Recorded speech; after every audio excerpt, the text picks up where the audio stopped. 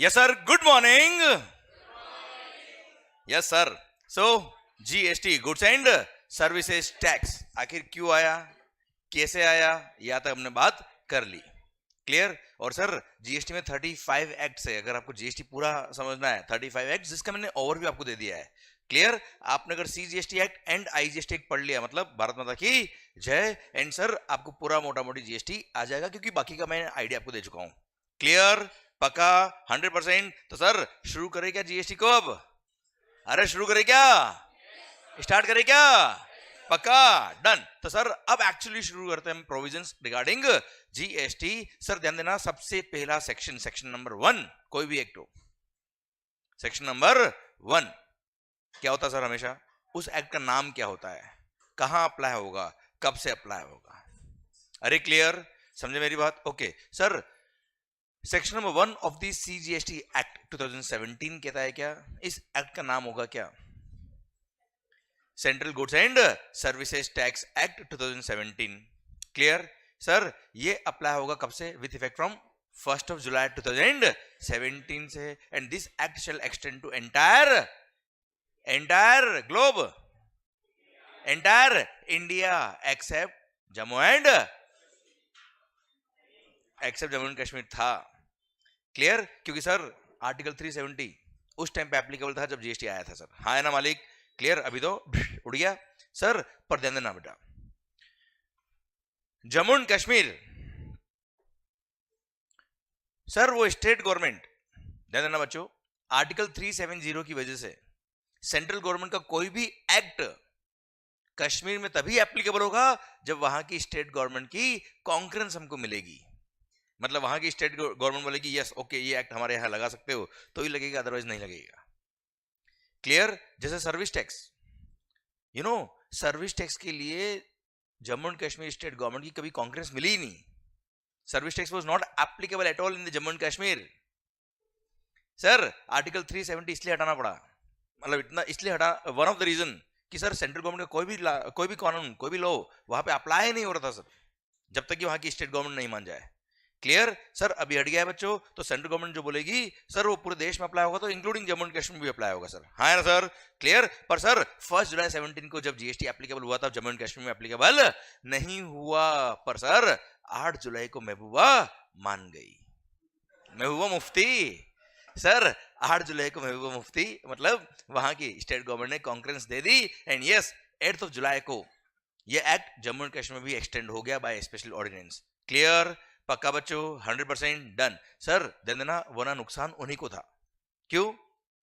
क्योंकि destination based consumption tax, है ना, जो भी गुड्स और सर्विसेज वहां कंज्यूम होती है उनका कोई क्रेडिट उनको नहीं मिलता, उनका कोई रेवेन्यू उनको नहीं मिल पाता, सो अल्टीमेटली उनको मानना ही पड़ा, and sir ultimately CGST act now applies to entire India. है ना भाई? पक्का आज की तारीख में एंटायर इंडिया में एप्लीकेबल है sir. Okay clear. Okay sir. Sir ये था section number 1। Section number 2 definitions आएगी सर, है ना, जब जब रिलेवेंट बात आएगी हम बात कर लेंगे उसके बारे में। ओके सबसे पहला अब सबसे पहला कोई भी टैक्स, भले वो इनकम टैक्स हो, कस्टम्स ड्यूटीज हो, एक्साइज ड्यूटी था, सर्विस टैक्स है, सर्विस टैक्स था, क्लियर, वेट हो या भी जीएसटी है, कोई भी टैक्स अगर चार्ज होगा तो एक्ट में लिखा होना चाहिए there must be an authority of the act, कि ऐसा एक्टिविटी होने पर ये टैक्स लगेगा। है ना सर? ये काम अगर आप करोगे तो ये टैक्स लगेगा, ये काम अगर आप करोगे तो ये टैक्स चार्ज होगा। That section is called charging section. क्या बोलते हैं सर उसको?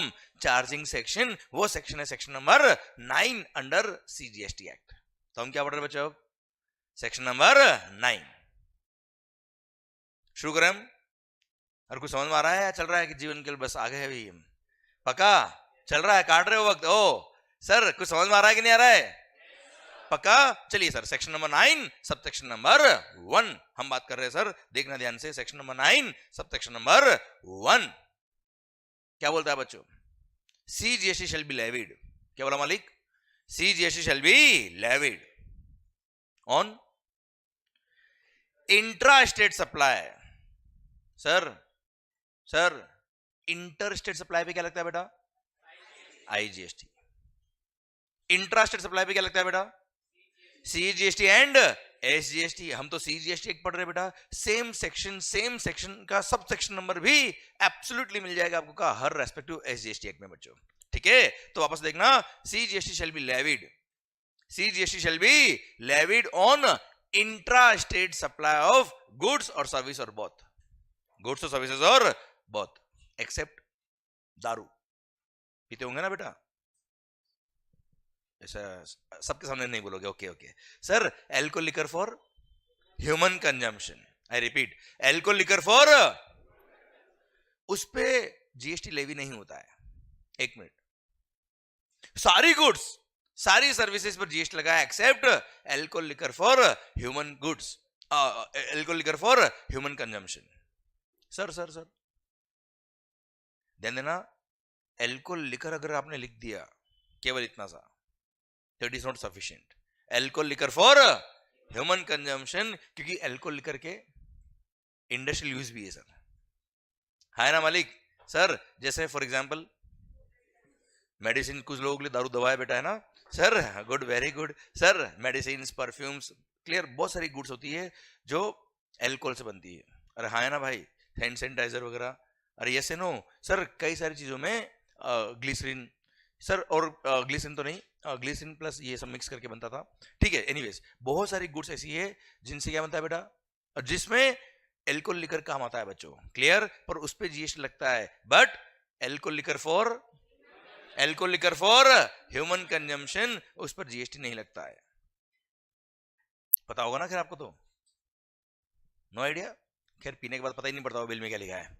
सर दारू पर अभी भी पता है क्या लगता है, VAT, plus alcohol liquor manufacture करने पर, सुनना ध्यान से बात को, एल्कोहल लिकर मैन्युफैक्चर करने पर स्टेट एक्साइज ड्यूटी लगता है। क्या लगता है बेटा, मतलब बिफोर GST ऑल्सो दारू पर सेंट्रल गवर्नमेंट का कोई टैक्स नहीं लगता था, एक्साइज भी किसका था, स्टेट गवर्नमेंट का, वेट भी किसका था, स्टेट गवर्नमेंट, और हैवी टैक्सेस है सर, हैवी टैक्सेस सर, ध्यान देना सर, एल्कोहल लिकर से बहुत बड़ी रेवेन्यू मिलती है स्टेट गवर्नमेंट को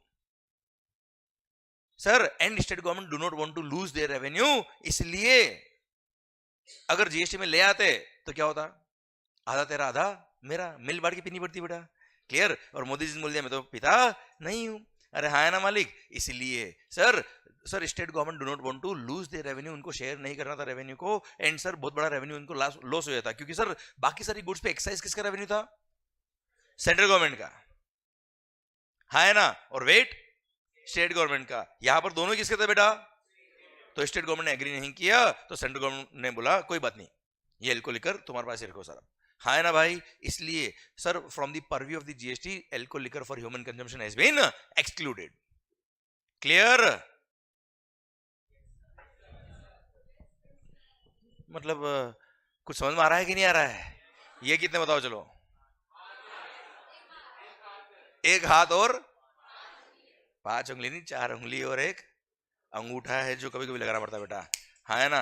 अब पकाया ना मैंने बेटा मैंने कल आपको बोला था ना, आप पकाओगे मैं भी पका दूंगा आपको सर, और अभी तो जोक्स बाकी मेरे बेटा कुछ सर, ऐसे जोक मारूंगा, ध्यान रखना, आप सोने के लिए बिल्कुल भी मजबूर हो जाएंगे कि नहीं हो ही नहीं सकता पढ़ाई अब, ठीक है, ध्यान इधर सर, पॉइंट मेरा आपसे ये, CGST shall be levied, क्या बोला sir, CGST shall be levied on intrastate supply of what, goods or service or both, except alcohol liquor for human consumption at the rate, किस रेट से लगेगा बेटा, a rate which will be notified by the government. पर sir ध्यान देना बेटा, अगर central government को रेट नोटिफाई कर दे तो सर स्टेट गवर्नमेंट जितने भी है उन सबको भी वही रेट नोटिफाई करनी पड़ेगी सर, हाँ है ना। तो अब सेंट्रल गवर्नमेंट को रेट चेंज कर दे तो सारे स्टेट को चेंज करना पड़ेगा सर, ये तो फिर सेंट्रल गवर्नमेंट की दादागिरी चली गई ना यार, सेम वे फिर तो स्टेट गवर्नमेंट चेंज कर देगी सर, हाँ ना मालिक। इसलिए सर जहां पर भी पूरे GST में नोटिफाइड बाय गवर्नमेंट, अच्छा एक बात और, रेट ऑफ टैक्स फिक्स करने का पावर हमने डेलीकेट कर दिया गवर्नमेंट को, याद करो कल डेलीगेटेड पावर याद आया बेटा आपको, आवाज यारी हुई देखो, वो डेलीगेटेड पावर याद आया क्या सर आपको, अरे पक्का सर डेलीगेट पावर के केस में क्या होता है, डायरेक्ट गवर्नमेंट नोटिफिकेशन इशू करके वो अमेंडमेंट कर सकती है, चेंज कर सकती है बच्चों, यस या नो।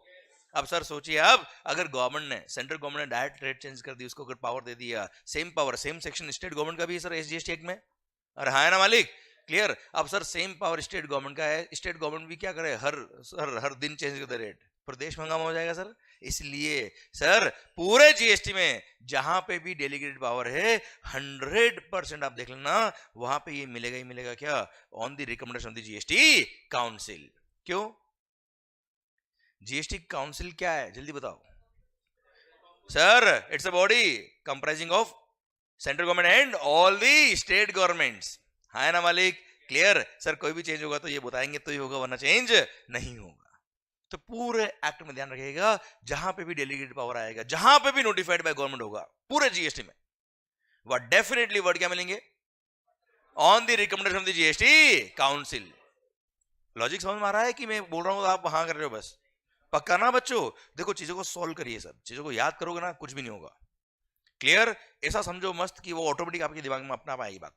ओके सर, ठीक। सर जैसे मैंने डेलीगेट पावर जैसे बोला तो शायद वो कल वाला पॉइंट क्लिक कर गया होगा आपको, है ना, तो बहुत ज्यादा जोर नहीं देना पड़ेगा आपको यहाँ पे। ओके, आराम से रिलैक्स होके सोचिए, मस्त होके बात करिए एंड इन्वॉल्व होके बात करिए सर। ओके, आप भूल जाओ क्लास के अंदर और भी कोई बैठा है, आप और मैं, बस और कोई नहीं बैठा है, बस ठीक है, बात करो मस्त होके। तो सर जहां पे भी नोटिफाइड बाय द गवर्नमेंट आ जाएगा, जहां पे भी डेलीगेटेड पावर आ जाएंगे, पूरे जीएसटी में क्या आएगा सर, ऑन दी। ओके चलिए सर बात वापस करता हूं मैं। सर टैक्स लगेगा but at the rate notified by the government, eight the rate notified by the government on the recommendation of the GST council. Clear, मतलब रेट ऑफ जीएसटी कितना होगा, अलग अलग गुड्स पे, अलग अलग सर्विस पे अलग अलग रेट ऑफ टैक्स होगा जो गवर्नमेंट नोटिफाई करेगी, और आपको याद करने की जरूरत नहीं है। But you know the maximum rate of CGST can be 20%, the maximum rate of CGST can be 20%।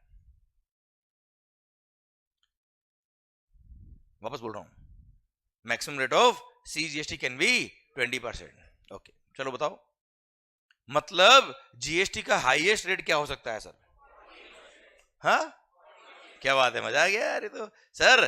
So the maximum rate of GST can be 40% because it is the rate of CGST. Very good sir. Sir और ये rate of tax किस पे लगेगा, क्या हम income tax पढ़ रहे हैं मालिक, इनकम टैक्स लगता है कितना कमाया उस पर, है ना सर। हम क्या पढ़ रहे हैं, जीएसटी, जीएसटी लगता है टर्नओवर पर, सेल वैल्यू पे बच्चा, है ना सर, ट्रांजैक्शन अमाउंट पर बच्चों, यस या no, clear. So this rate of tax will be applied on value of goods, और वैल्यू हम पढ़ेंगे सेक्शन नंबर 15 आगे जाके, चैप्टर नंबर 3 में बना रखा आपके लिए, क्लियर। वैल्यू ऑफ गुड्स पर टैक्स लगेगा, एंड दिल थाम के देखिएगा, and it shall be payable bye a taxable person, it shall be payable bye a taxable person. Okay मालिक, चलिए एक बार वापस पढ़ लेते हैं हम, फिर वापस मैं इसकी इंपॉर्टेंस क्रिएट करूंगा आपके लिए। ओके सर ध्यान देना, सीजीएसटी शैल बी लेविड, क्या बोला सर अच्छा हम याद नहीं कर रहे हैं, हम रिवाइज करके एक एक वर्ड की इंपॉर्टेंस हम समझ रहे हैं बच्चों, ठीक है। Sir CGST shall be levied, what do you mean by levy, चलो एक काम करता हूं मैं, एक बार पूरा बोल देता हूं फिर वापस एक एक वर्ड लेके चलते हैं। CGST shall be levied on intra state supply of goods और सर्विस और both except alcohol for human consumption at the rate notified by the government, but not more than, on the recommendation of the GST Council, but not more than 20% of value of such goods or service or both, and it shall be payable by a taxable person. Clear? पक्का? कोई doubt? ठीक। तो sir CGST levy होगा, what do mean by levy, charge होगा, tax लगेगा, tax impose होगा, कब होगा, कब होगा, आवाज नहीं आ रही ओए, इंट्रा स्टेट सप्लाई, मतलब ऐसा कौन सा आप काम कर रहे हो हिंदुस्तान में जिसकी वजह से टैक्स लगेगा, ऐसा कौन सा आप काम कर रहे हो हिंदुस्तान में जिसकी वजह से टैक्स लगेगा, इंट्रा स्टेट सप्लाई। सीजीएसटी की बात करें अगर हम तो इंट्रा स्टेट सप्लाई, हाँ है ना सर, कहां लिखा है ये, section number 9 sub section number 1 में, क्लियर? समझे मेरी बात? कहां लिखा है ये? मतलब आपको बताया किसने कि ये काम करने पे जीएसटी लगेगा? इसलिए इसको बोलते हैं क्या? Charging section. क्लियर? हर टैक्सेशन लॉ के अंदर आप डेफिनेटली ये सेक्शन देखेंगे और इस सेक्शन की वजह से टैक्स लग रहा है सर। हाँ है ना भाई? क्लियर? पक्का? तो ये वो इवेंट है, ये वो इवेंट है जिसके होने पे टैक्स लगेगा सर। अरे यस है नो? क्लियर? तो यू टेल मी, ऐसा कौन सा इवेंट है, ऐसा कौन सा इवेंट है on the happening of which GST will become applicable? Yes sir. Interstate supply. चलिए सीजीएसटी हो, एसजीएसटी हो, इंट्रा पे लगेगा। इंटरस्टेट सप्लाई पे क्या लगेगा? आईजीएसटी। तो सीजीएसटी हो, एसजीएसटी हो या आईजीएसटी, अल्टीमेटली लेवी कब होगा सर? आवाज नहीं आ रही होए? सप्लाई पे। क्लियर? तो सर ऐसा कौन सा इवेंट है जिसके होने पर जीएसटी लगता है? तो सर वो इवेंट जिसके होने पर जीएसटी लगता है इज कॉल्ड टैक्सेबल इवेंट। अरे हाँ है ना? वो इवेंट जिसके होने पर पर्टिकुलर टैक्स लगता है, the taxable event under GST is supply. Clear? ऐसा इवेंट, ऐसा कोई काम जिसके होने पर कोई पर्टिकुलर टैक्स लगता है इज कॉल्ड टैक्सेबल इवेंट। और वो टैक्सेबल इवेंट जीएसटी में क्या है बेटा? चलिए कस्टम्स के अंदर टैक्सेबल इवेंट क्या होगा? जल्दी बोलो। Import of goods and export of goods. अच्छा, एक्साइज में टैक्सेबल इवेंट क्या है? मैन्युफैक्चर। सेल्स टैक्स में क्या है? That's it. मतलब आपको टैक्सेबल इवेंट का कॉन्सेप्ट समझ में आ गया सर। समझे आप मेरी बात? देखो आप कभी भी चीजों को याद मत करो, मैं बोल रहा हूँ ना फंडामेंटल समझिए आप। सर बाकी सारे एक्ट आपने मुझे बता दिए कि कस्टम में क्या होगा, एक्साइज में क्या होगा, सेल्स टैक्स में क्या होगा। अरे क्लियर? सर टैक्सेबल इवेंट मतलब वो इवेंट जिसके होने पर कोई पर्टिकुलर टैक्स लग रहा है, और वो event under GST is supply. Okay, तो sir CGST shall be levied. क्या बोला सर? अच्छा, ये सब आपको बताया किसने? टैक्सेबल इवेंट ये सप्लाई? मैंने नहीं बताया सर, मैंने नहीं बताया। सेक्शन नंबर 9 सब सेक्शन 1 ने पूरी दुनिया को बताया सर। ओके, समझे मेरी बात? मतलब कभी भी कोई बात ऐसे याद नहीं करनी यशवंत सर ने बोला इसलिए याद करना है, नहीं सर। वो चीज का लॉजिक क्या है, ये चीज का मतलब ये है, एंड सर इसका इंटरप्रिटेशन ये निकल रहा है, बात खत्म।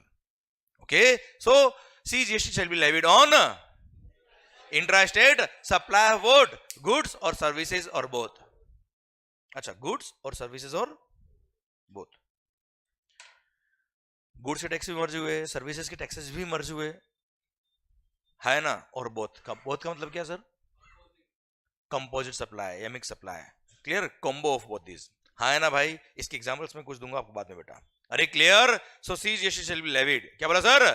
CGST shall be levied on intra state supply of goods और सर्विसेज और both except alcohol liquor for human consumption. बात में कर चुका हमसे बेटा। At the rate notified by the government on the recommendation of the GST council and sir maximum rate will be 20% of what value of such goods or service or both and it shall be payable by a taxable person। एक minute, value क्या होता है? मैंने एक example दे दिया आपको बेटा, sale price is called value.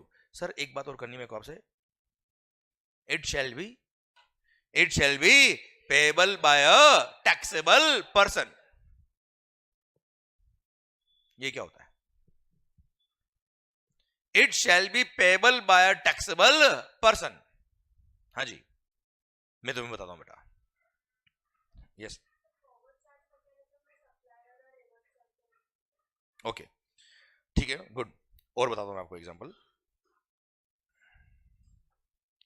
Taxable person has been defined in GST. Taxable person is defined under GST. और टैक्सेबल पर्सन का मतलब क्या होता है? दिल थाम के सुनिएगा, मजा आ जाएगा सर आपको, सुनना मस्त। वैसे ये टॉपिक चैप्टर 9 पढ़ेंगे हम, रजिस्ट्रेशन तब आएगा, पर यहां थोड़ा हिंट दे रहा हूं मैं आपको, पूरा डेप्थ में नहीं ले जा रहा मैं आपको। चलेगा सर? ठीक है। Taxable person means a person who is registered under GST और is liable to be registered under GST. A person who is, जल्दी बोलो।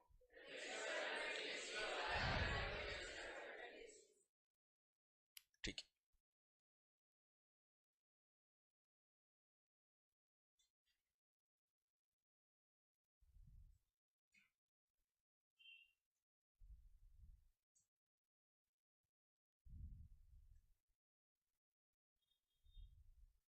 अ person who is registered under GST और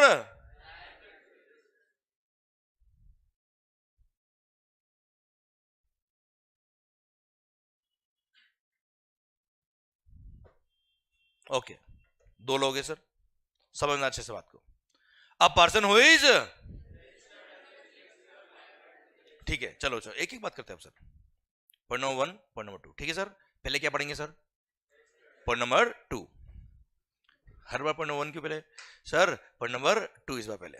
okay, a person who is, अच्छा एक minute sir, क्या नाम? Jainam. Sir एक example के लिए लेते हैं कि जैनम जी, आपका जो बिजनेस है, आपका turnover threshold limit for registration cross कर चुका है, जो 20 लाख रुपए है सर। कितना आगे बढ़ेंगे हम सर?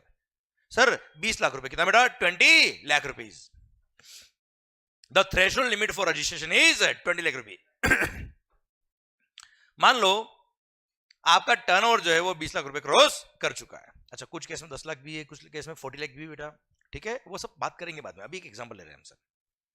अब सर 20 लाख रुपए क्रॉस हो गया, मतलब you are liable for registration. Plus कुछ एक्सेप्शनल केस भी होते हैं जहां पे भले ही 20 लाख क्रॉस नहीं हुआ, फिर भी रजिस्ट्रेशन कराना पड़ता है सर।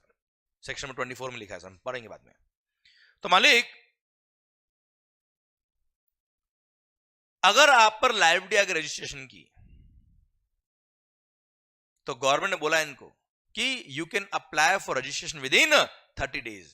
कितने दिन में बेटा? भाई जैसे ही टर्नओवर क्रॉस हुआ, ऐसा तो नहीं आदमी दुकान बंद करेगा और जाएगा रजिस्ट्रेशन कराने। 30 दिन का वक्त दिया है, है ना भाई? ठीक है, मान लो इसने रजिस्ट्रेशन करा दिया। रजिस्ट्रेशन करा दिया मतलब he become a registered person. मान लो इसने रजिस्ट्रेशन नहीं कराया,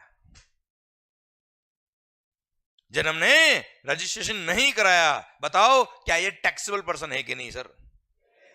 ये रजिस्टर्ड नहीं है, ये रजिस्टर्ड नहीं है, but liable to be registered है। और अगर आप लायबल टू बी रजिस्टर्ड हो मतलब you are a taxable person, and once you are a taxable person लग गए क्या? जीएसटी। क्यों? चार्जिंग सेक्शन कहता है, ध्यान से, जल्दी मत करना। चार्जिंग सेक्शन कहता है क्या? कि it shall be payable bye a taxable person. है ना सर? क्लियर? समझे मेरी बात? तो सर अगर आप टैक्सेबल पर्सन हो, मतलब अगर आप लायबल फॉर रजिस्ट्रेशन हो, भले आपने रजिस्ट्रेशन नहीं कराया, फिर भी टैक्स तो हम आपसे लेंगे। समझे आप मेरी बात? क्लियर? और एक खास बात, अगर आप रजिस्ट्रेशन नहीं कराते हो ना बेटा, तो you can not collect the tax from the customer. आजा इधर, आजा ना, आगे इधर आओ।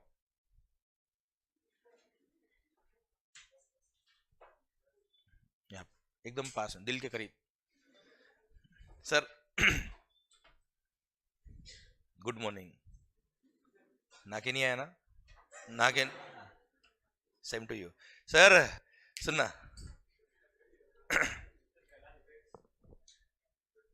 क्या दबा दूंगा, टेंशन क्या ले रहा है सर? सुनना इधर। Okay okay okay okay okay okay, इधर इधर सुनना, वापस वापस सुनना भाई। अगर आप लायबल फॉर रजिस्ट्रेशन हो, क्या बोला sir? You are a taxable person. अब ध्यान देना बच्चों, आपसे तो हम टैक्स लेंगे, भले आपने रजिस्ट्रेशन नहीं कराया, आपसे हम टैक्स लेंगे। क्लियर? क्योंकि आप पे चार्जिंग सेक्शन अट्रैक्ट हो गया है। और खास बात, वैसे आगे आएगा पर बता देता हूं मैं आपको, if you are not registered under GST you can not collect the tax from the customer. भाई आपका जीएसटी नंबर नहीं है, क्या आप टैक्स इनवॉइस इशू कर पाएंगे? क्या नहीं कर पाएंगे? क्या कस्टमर से टैक्स ले पाएंगे? क्या नहीं? ये लॉजिकल बताया मैंने, आगे बढ़ेंगे हम आगे, ठीक है? मतलब क्या हो गया बेटा? जैनम भाई, you are liable for registration, it means आप पे लायबिलिटी थी रजिस्ट्रेशन की। सर आपने रजिस्ट्रेशन नहीं भी कराया तो भी जीएसटी की लायबिलिटी आप पर आएगी, हम आपसे टैक्स लेंगे, मतलब गवर्नमेंट आपसे टैक्स लेगी, और आप कस्टमर से टैक्स नहीं ले पाएंगे, अपनी जेब से टैक्स पे करना पड़ेगा साहब। अरे clear sir? It shall be payable by taxable person, मतलब if you are liable for registration, आप रजिस्ट्रेशन कराओ या ना कराओ, हमें कोई फर्क नहीं पड़ रहा, हम तो आपसे टैक्स लेंगे सर। एक बात समझ में आया बेटा? ये था पॉइंट नंबर 2। आइए बेटा पॉइंट नंबर 1, क्या बोलता बेटा? Taxable person means a person who is registered under GST. Taxable person means a person who is registered under GST. क्या नाम सर? अर्जुन भाई। सर अर्जुन भाई, इनका टर्नओवर कितना है बेटा? 00 बेटा। वो 00 नहीं हो सर, सुना, टर्नओवर है ही नहीं, बिजनेस अभी कमेंस कर रहा है बेटा, and he is not liable for registration at all, he is not.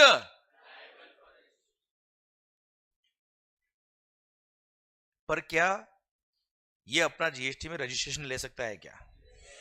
Yes, इसको बोलते हैं क्या? Voluntary registration. Good. Even if you are not liable for registration, you can apply for registration. This is what is called voluntary registration. And once you get the registration number, you become a registered person. And once you become a registered person, you become a taxable person. And जैसे आप taxable person बन गए, लग गए GST. हाँ है ना भाई? क्लियर? इसलिए this is the reason GST में रजिस्ट्रेशन कराया, भले आप लायबल फॉर रजिस्ट्रेशन नहीं थे, रजिस्ट्रेशन कराया और आप क्या बन गए? टैक्सेबल पर्सन बन गए, और आप पे टैक्स की लायबिलिटी आना चालू हो गई, भले आपका टर्नओवर 20 लाख रुपए क्रॉस नहीं हुआ बेटा। हाँ है ना सर? इसलिए जीएसटी के अंदर registration is a very good step, very important step sir. Okay, अरे clear? I repeat sir, voluntary registration लिया है, क्या लिया आपने बेटा?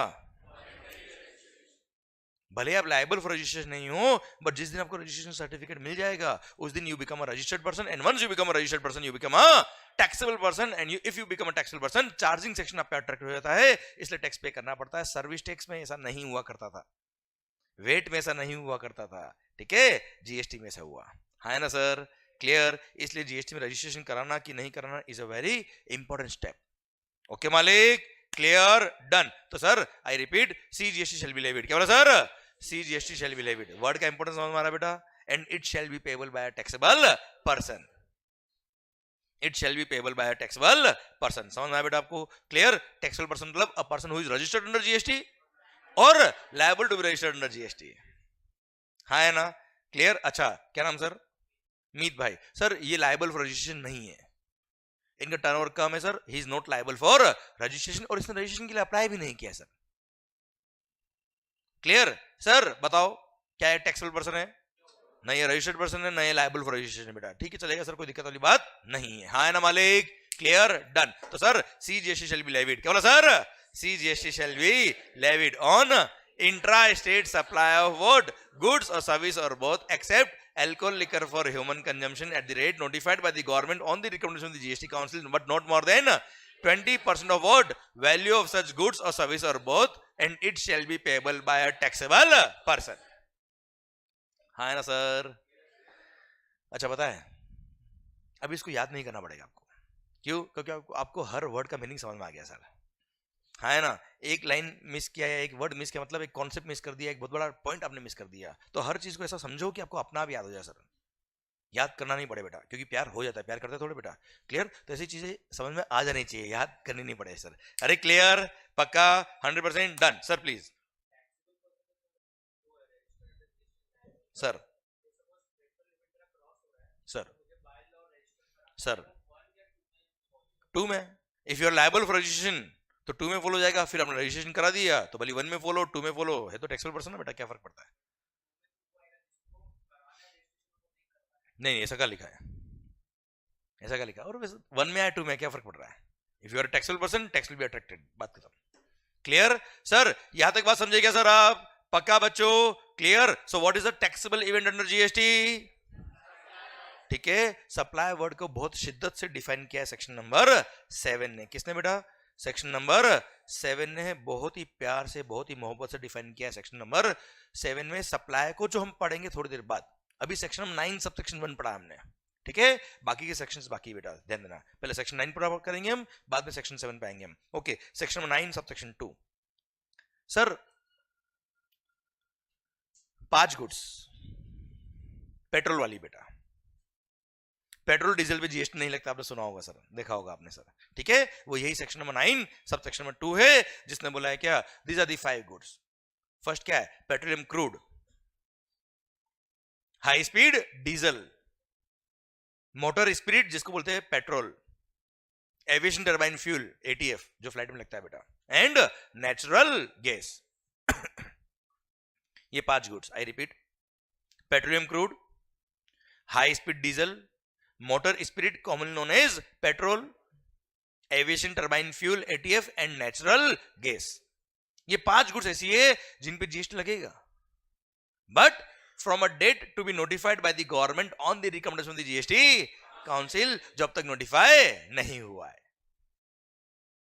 हाँ ना सर? तो सर इसका मतलब क्या हो गया?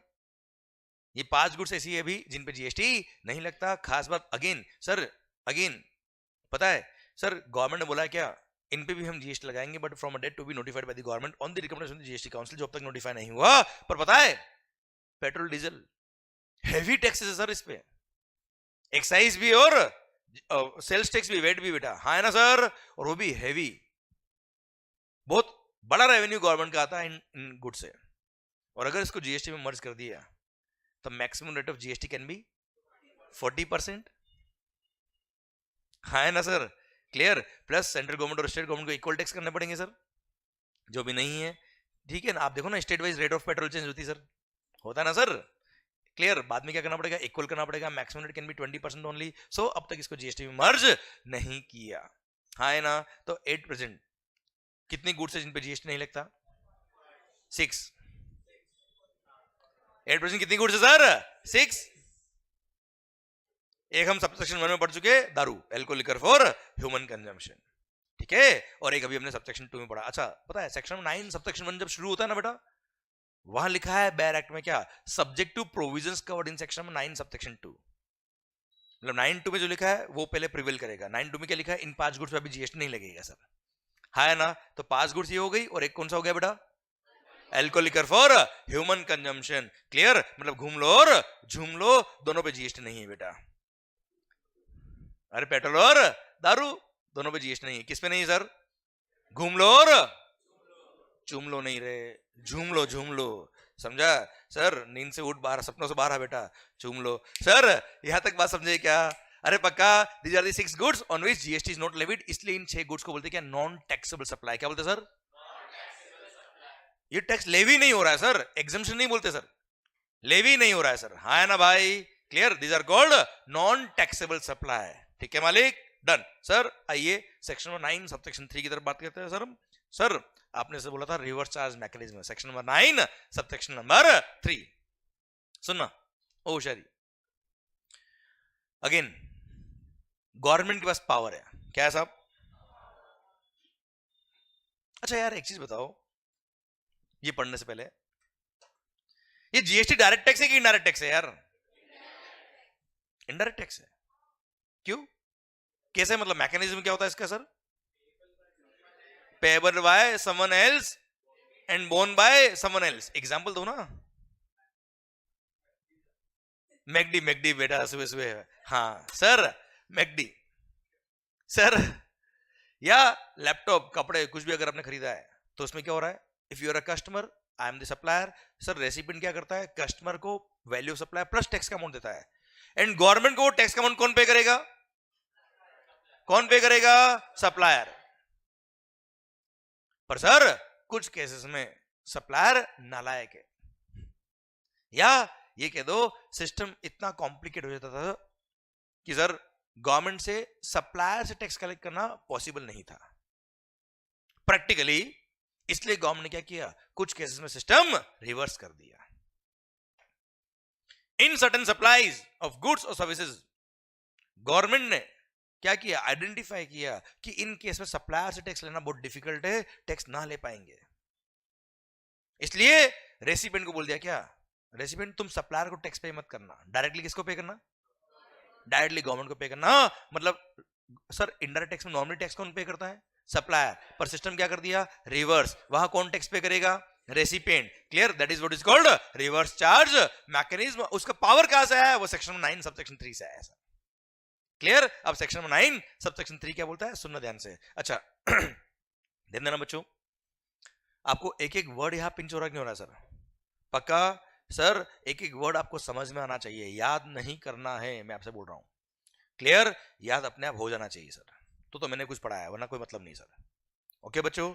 ठीक है, तो यहां आने का फायदा है, वरना there is no sense. Okay clear? Video class में जो भी है प्लीज मेरी रिक्वेस्ट है आप भी मेरे साथ बोलते जाइए। Sir CGST shall be levied, वो तो हमने पढ़ लिया सर। नाउ सेक्शन 9 सबसेक्शन 3 कि central government has the power, और जहां पे भी पावर आ जाएगा वहां मतलब सर डेलीगेटेड पावर है and it shall B recommended by GST council, तभी हो पाएगा सर। हाँ है ना सर, पक्का? ठीक है, बार बार नहीं बोलूंगा, चलेगा सर आपको अभी? ठीक है, जहां पे भी गवर्नमेंट हैज द पावर, समझना जीएसटी काउंसिल का रिकमेंडेशन तो होगा ही होगा, वरना वो पावर एक्सरसाइज नहीं कर पाएंगे। ठीक है sir, central government has the power that on the recommendation of the GST council they can notify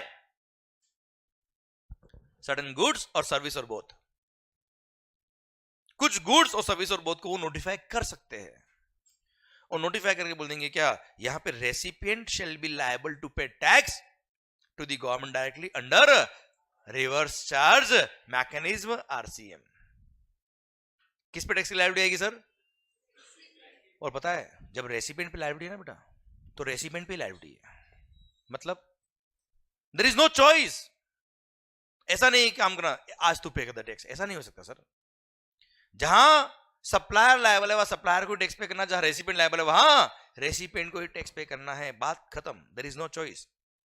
clear sir? जहां पर recipient shall be liable to pay tax to the government directly under reverse charge mechanism, और जहां पर recipient liable होता है वहां पे recipient will be treated as if he is the person liable to pay tax to the government. बेटा हाँ है ना सर? मतलब गवर्नमेंट टैक्स कलेक्ट किसे करेगी? मतलब सप्लायर को आके नहीं बोल सकती रेसिपिएंट टैक्स पे नहीं कर रहा, आप दो, दे कांट से। क्लियर? उनसे ही लेना है, बात खत्म sir. They are liable to pay tax, we are not liable to pay tax, बात खत्म सर। हाँ है ना सर? अरे क्लियर, पक्का? और सर रेसिपिएंट लायबल है मतलब वो ही लायबल है, बात खत्म, चॉइस नहीं है सर। ठीक है सर? जहां पर सप्लायर ही लायबल होता है उसको बोलते हैं, वर्ड के लिखा नहीं लोग के अंदर, पर उसको बोलते हैं फॉरवर्ड चार्ज मैकेनिज्म। क्या बोलते हैं मालिक? Forward charge mechanism. जहां रेसिपिएंट लायबल होता है उसको क्या बोलते हैं sir? Reverse charge mechanism. Okay sir, generally क्या लगता है बेटा? Forward charge. ठीक है, एक्सेप्शन केस में क्या है sir? Reverse charge. And yes, कुछ गुड्स में और कुछ सर्विसेज में रिवर्स चार्ज लगता है। Some goods as well as some services have been notified by the government under RCM, जहां पे रेसिपिएंट लायबल होगा टैक्स पे करने के लिए, और वो गुड्स कौन कौन सी है, वो सर्विसेज कौन कौन सी है, वो हम पढ़ेंगे बाद में सर। अलग से मैंने चैप्टर दे रखा है आरसीएम नाम का बेटा। ठीक है क्लियर? अभी मैं list of goods, list of services आपको नहीं पढ़ा रहा बच्चों। ठीक है सर? अरे चलेगा? ठीक सर, एक मिनट, पर सर एक एग्जाम्पल मिल जाए ना सर तो मजा अलग आ जाएगा सर। आरसीएम आखिर आया क्यों? वो लिस्ट ऑफ गुड्स और लिस्ट ऑफ सर्विस पढ़ लेंगे बाद में सर, एक एग्जाम्पल देके समझाऊंगा मैं आपको सर। अरे पढ़ा दूं क्या? चलिए सर, मान लो, चलो वापस, मान लो, हाँ ये आनी चाहिए एनर्जी सर। आपने कोई सर्विसेज इंपोर्ट करी सर, क्या करी सर आपने? एक मिनट, गुड्स इंपोर्ट करने में क्या लगता है बेटा? हाँ बोलो बोलो बोलो। गुड्स इंपोर्ट करने पर कस्टम्स लगता है। मैं किसकी बात कर रहा हूं सर आपसे? मैं किसकी बात कर रहा हूं सर आपसे? सर्विसेज। मैं किसकी बात कर रहा हूं आपसे? ऐसे करो, हाँ, नहीं नहीं ऐसे नहीं, ऐसे भी नहीं, ठीक है ना? ऐसे, ऐसे दोनों हाथ से, पास वाला, हाँ एक बार, नहीं तेरे को नहीं, ऐसे नहीं बोला मैंने, इसको पकड़, पकड़ और ऐसे कर ढंग से। हाँ अभी ध्यान इधर होना चाहिए। ठीक है सर? मान लो, हाँ बात करनी मेरे से आपको। Okay sir, out of India से आपने कोई सर्विसेज इंपोर्ट करी, कंसल्टेंसी सर्विसेज।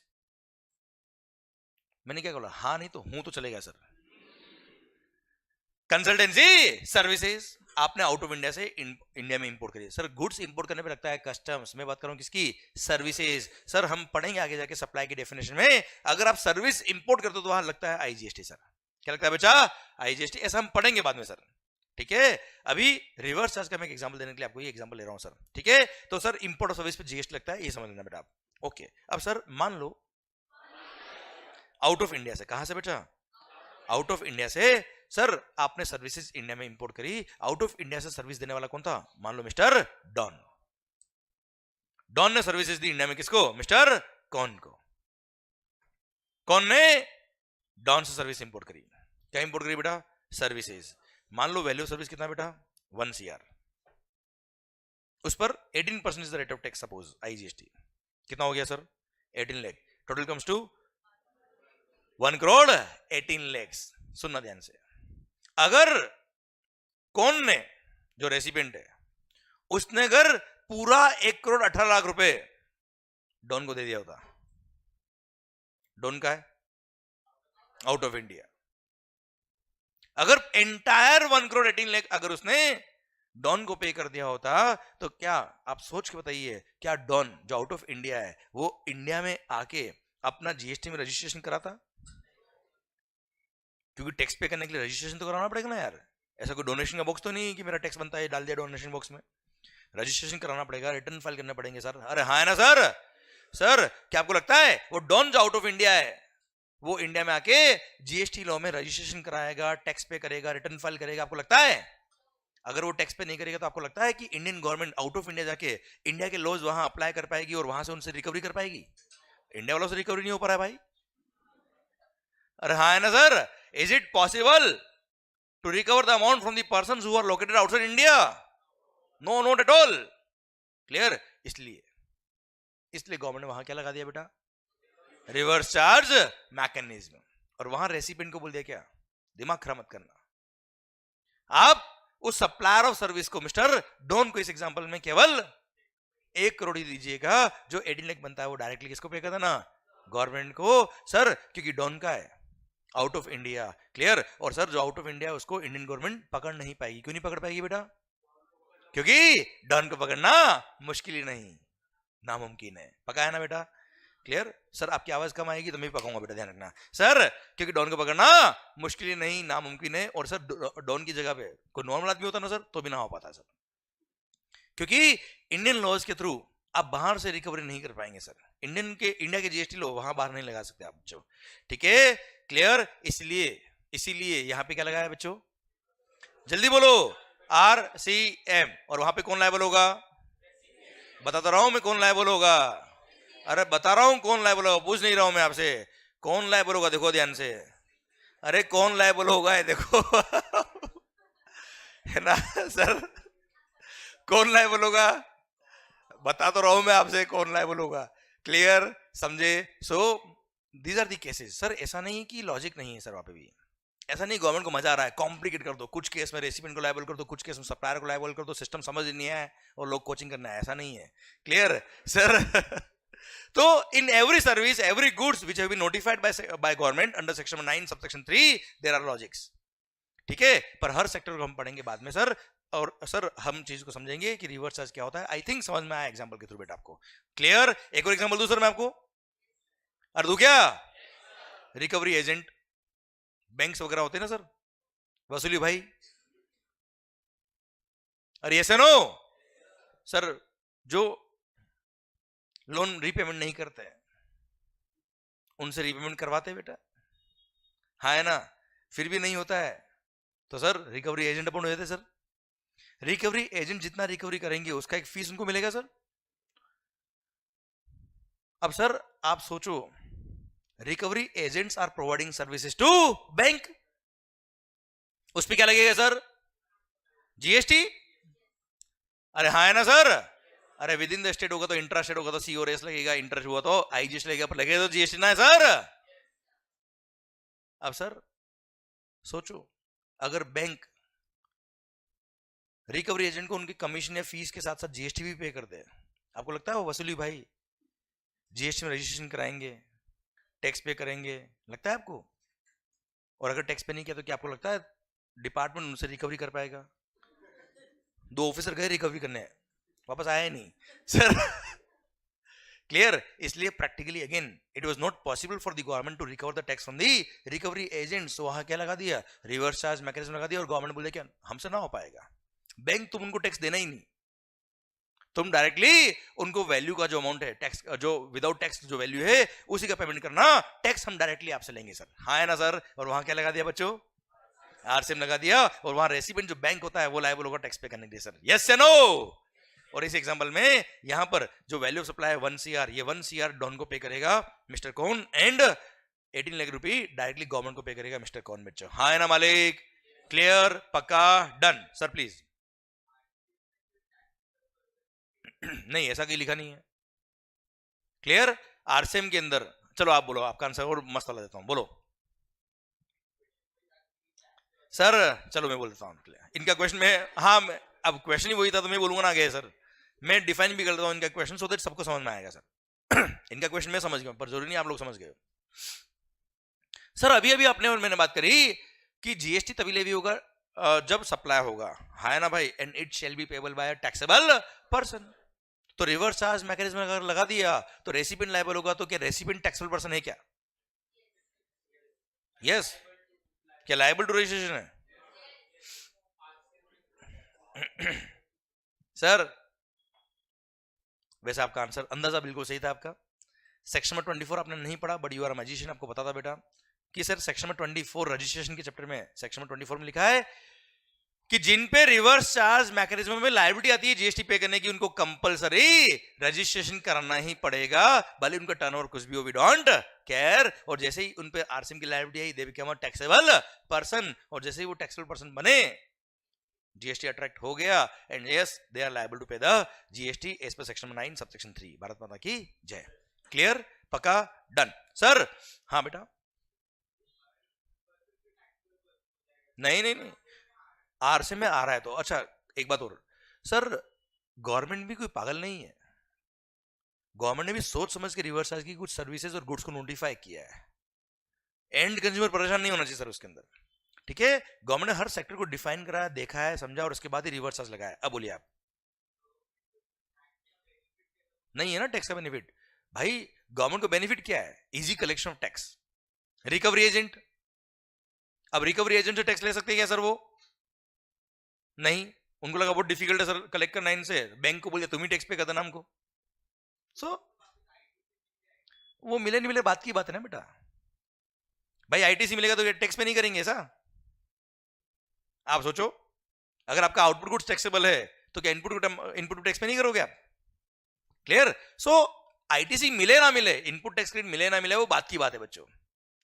क्लियर। हो सकता है आपका आउटपुट सप्लाई एग्जम्प्ट है बेटा, आपको आईटीसी नहीं मिलता है अब, ठीक है, वो सेकंड स्टेप हो गया। आपको आईटीसी मिलना नहीं मिलना एक अलग बात हो गई, पर हर वैल्यू एडिशन पे गवर्नमेंट को टैक्स मिलना चाहिए। तो सर रिवर्स चार्ज में अगर आपकी लायबिलिटी आती है तो you will have to pay the tax, ठीक है, भले आपको आईटीसी मिलता नहीं मिलता, बात की बात है बच्चों। ओके बेटा, क्लियर माहौल। तो सर ये था क्या, सेक्शन नंबर 9 सबसेक्शन 3 आरसीएम पर। हाँ, लिस्ट ऑफ गुड्स और लिस्ट ऑफ सर्विसेज, जो कोई बहुत टफ बात नहीं है सर, कॉन्सेप्ट में आपको पढ़ा चुका हूं आरसीएम का सर, वो हम पढ़ेंगे लिस्ट ऑफ गुड्स और list of services chapter number 6 में, जब हम रेस्पेक्टिव चैप्टर पढ़ेंगे रिवर्स चार्ज का बच्चों। Clear, done. सेम वे एक सेक्शन नंबर 9 सबसेक्शन 4 भी दे रखा है सर। अगेन ये भी रिवर्स चार्ज का है बेटा, सुनना ध्यान से, क्या बोला है पता है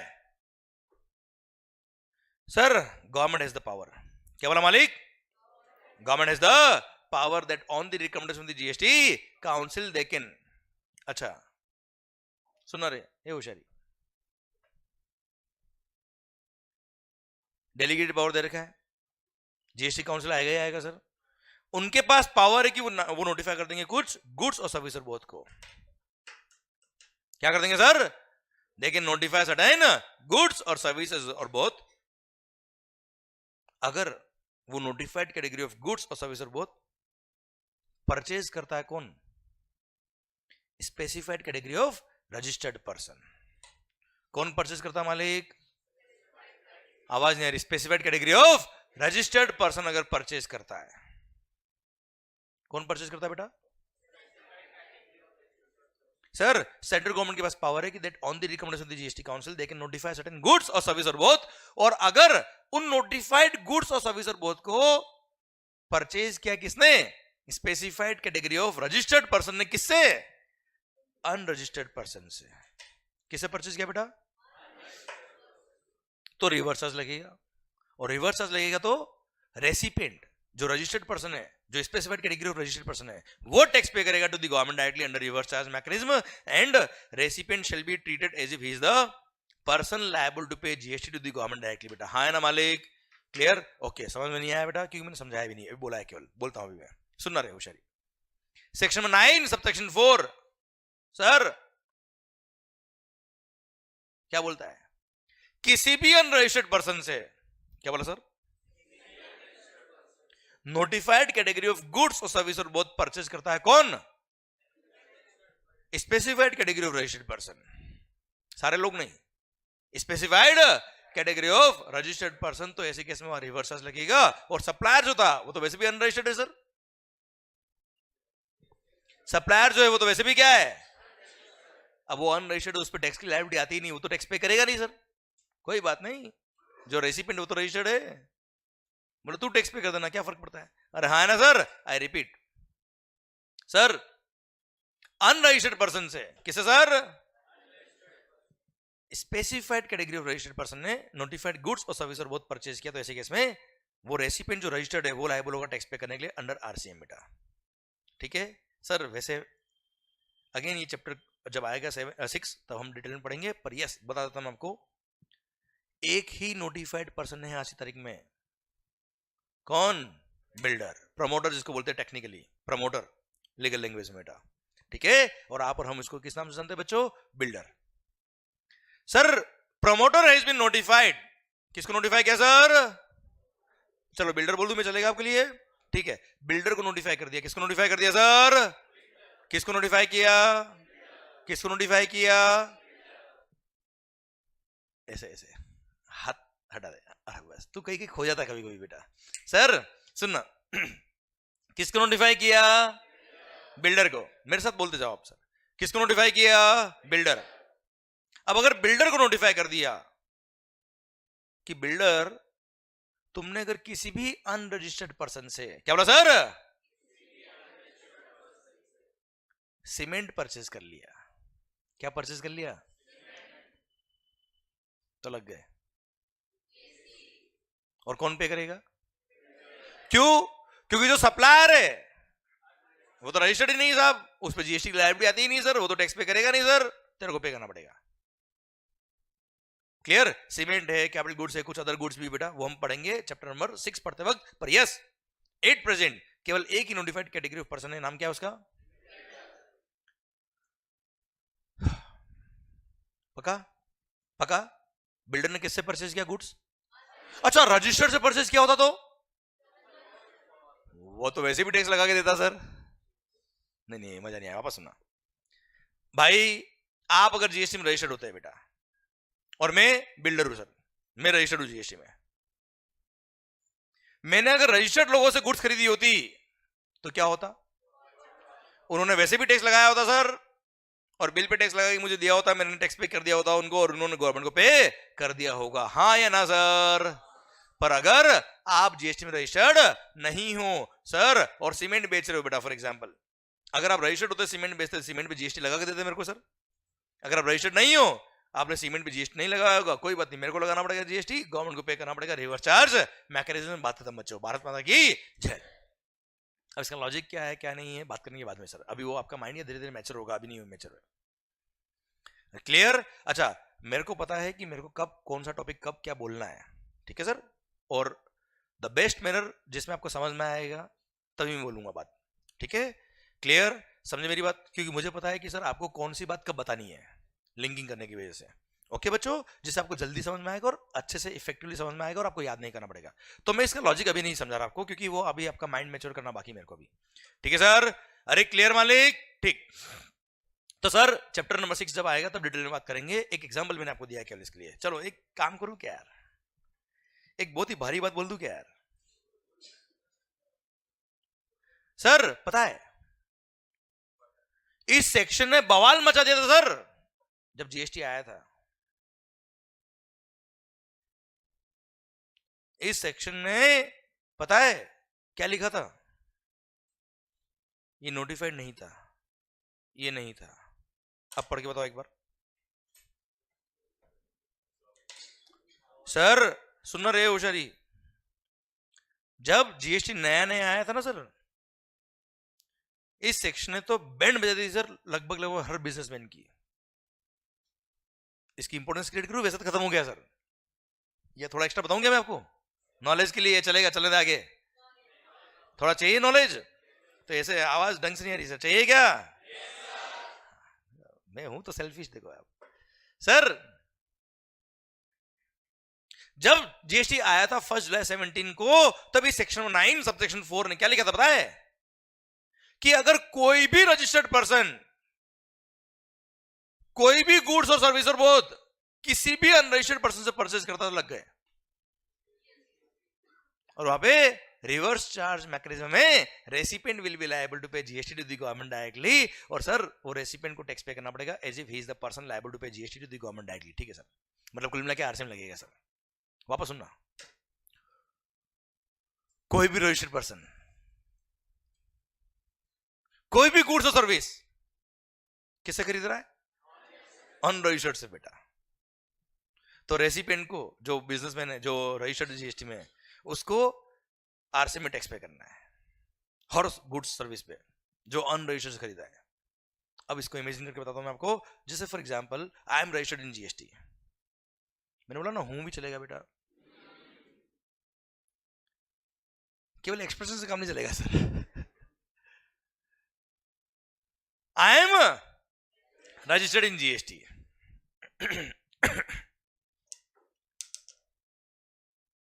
अब सर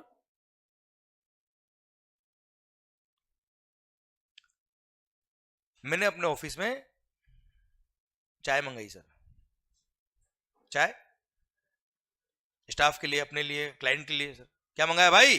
चाय। अब आपको पता है नॉर्मली अपन लोग जो चाय मंगाते हैं किसे मंगाते हैं सर? सर रोड साइड टपरी से बेटा, कोई बड़े रेस्टोरेंट से तो अभी तक हुआ नहीं काम। अरे हाँ है ना भाई, लॉजिकली हर बिजनेस में देखो ना यार, हर दुकान में देखो सर। आप बड़े कॉर्पोरेट क्लाइंट को छोड़ दो सर, आप तो हर दुकान वाले के लिए सोचिए आप क्या होगा सर। सर किसी भी बड़े कॉर्पोरेट को कभी टैक्सेशन में दिक्कत नहीं आती सर। क्यों? टैक्स की पूरी टीम होती है सर उनके पास, और आप जैसे कंसल्टेंट भी होते सर उनके पास, होते ही ना सर। अरे सीए साहब सर सुनना, पर आप छोटे बिजनेसमैन के लिए सोचिए, आप जो दुकान लेके बैठा है, वन मैन शो है। अब सोचो आप उस अपनी दुकान में चाय मंगाई सर। नॉर्मली आपने जहां भी ऑडिट करी होगी या जहां भी आपने अकाउंट देखे होंगे सर, आपने प्रॉफिट एंड लॉस अकाउंट में खर्चे देखे होंगे sir, T and refreshment expenses लग गए, और वो भी रिवर्स चार्ज। अब सुन, बहुत भारी काम हो गया सर। जब जीएसटी आया था, हर बिजनेसमैन, एक छोटा सा एग्जांपल लिया मैंने चाय का सर, उसके प्रॉफिट एंड लॉस अकाउंट में जितने खर्चे दिख रहे, अगर वो रजिस्टर्ड से किए हुए तो जीएसटी लग के आया होगा, अनरजिस्टर्ड से किए हुए सब पे लगाओ टैक्स, सब पे टैक्स पे करना है। किसको टैक्स पे करना चैलेंज नहीं है सर, हर महीने टैक्स पे करना है। और हर गुड्स हर सर्विस जो उसने अनरजिस्टर्ड से खरीदी है उस पर रेट ऑफ टैक्स क्या है? क्या फिक्स है क्या? सारी गुड्स सारी सर्विस पे अलग अलग है, उसको रेट ऑफ टैक्स निकलवाना पड़ेगा सर। और सर वैसे टैक्स इनवॉइस चैप्टर मैंने पढ़ाया नहीं आपको अब तक, पर सर अगर अनरजिस्टर्ड से रजिस्टर्ड ने परचेज किया है और वहां पे अगर रिवर्स चार्ज लगता है तो खुद पे इनवॉइस भी इशू करना पड़ता है। सर मर जाएगा बिजनेसमैन। और आप सोचिए सर, हर महीने टैक्स पे करना है। क्या बोला सर?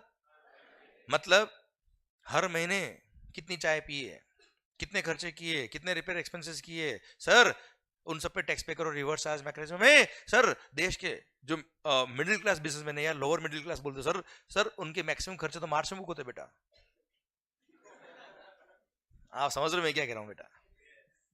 हाँ है ना सर, लास्ट में मार्च मंथ में डिसाइड करता है क्या प्रॉफिट आ रहा है, क्या प्रॉफिट रखना है सर। फिर एक्सपेंसेस बुक होते हैं, general expenses for office, repair and maintenance expenses, T and refreshment expenses, staff welfare कभी नहीं किया पर उसके एक्सपेंसेस भी आते हैं।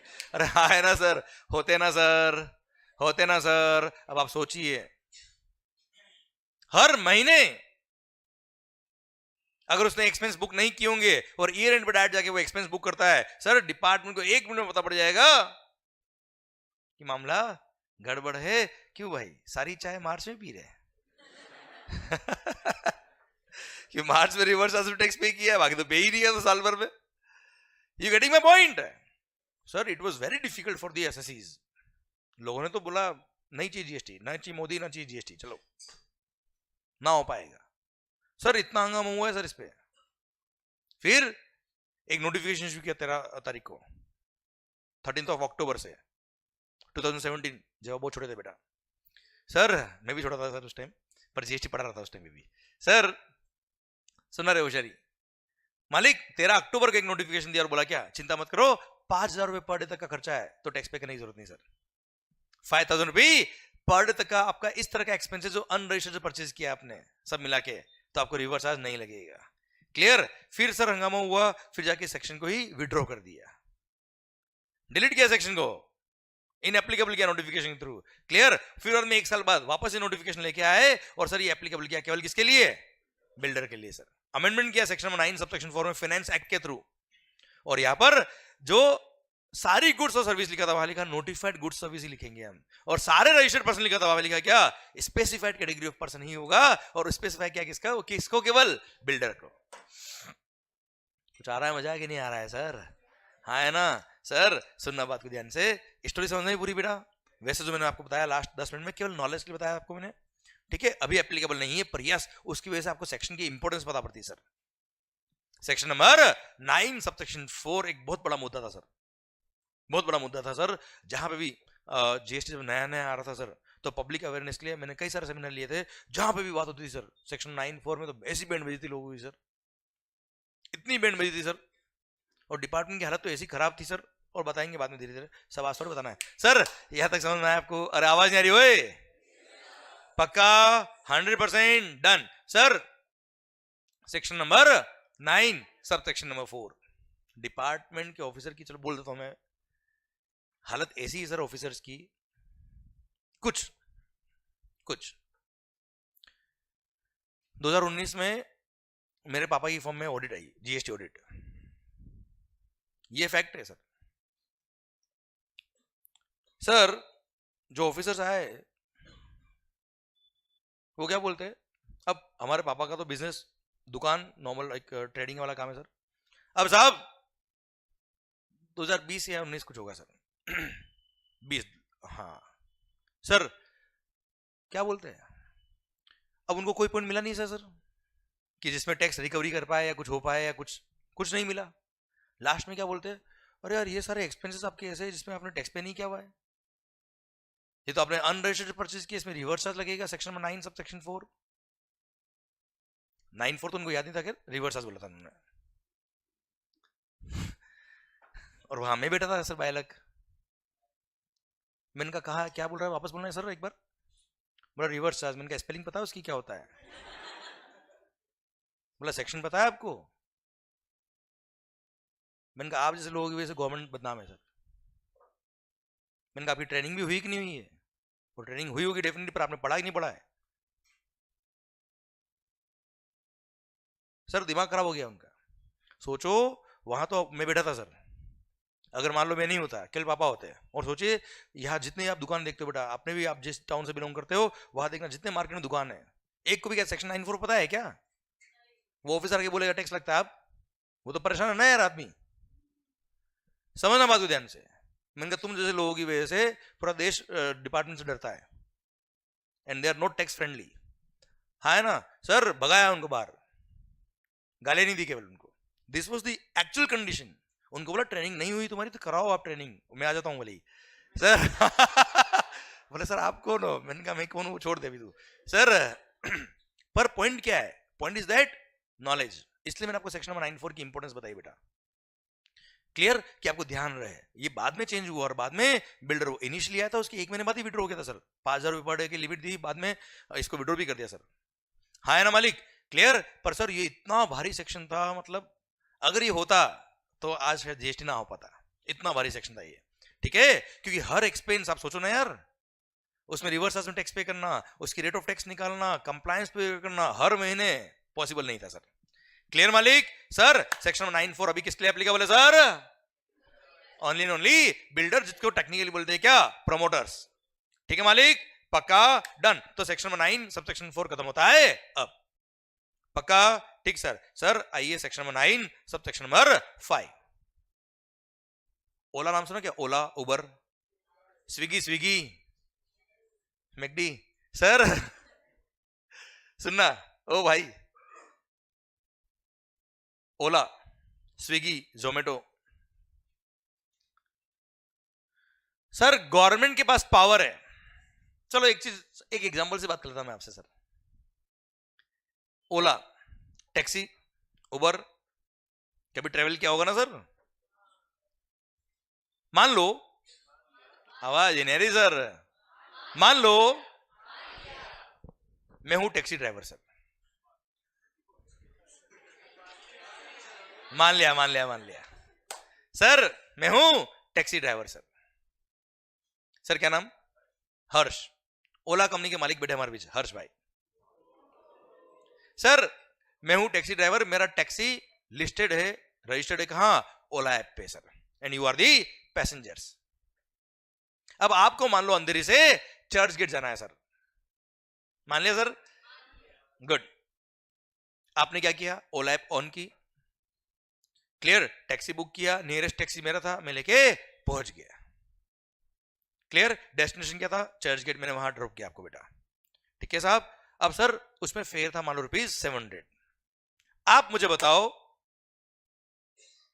एक्चुअली आपको ट्रांसपोर्ट ऑफ पैसेंजर की सर्विस किसने दी है? क्या ओला ने दी है या इस टैक्सी वाले ने दी है? क्या टैक्सी ओला की थी सर? नो, टैक्सी मेरी। मैंने वहां लिस्ट करी है, ये एक इलेक्ट्रॉनिक कॉमर्स ऑपरेटर है, ये एक ई कॉमर्स प्लेटफॉर्म है सर। इसने क्या किया?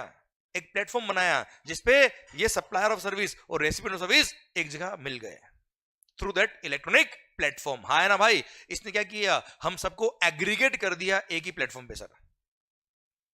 अरे यस या no? This model of business is called aggregator model of business.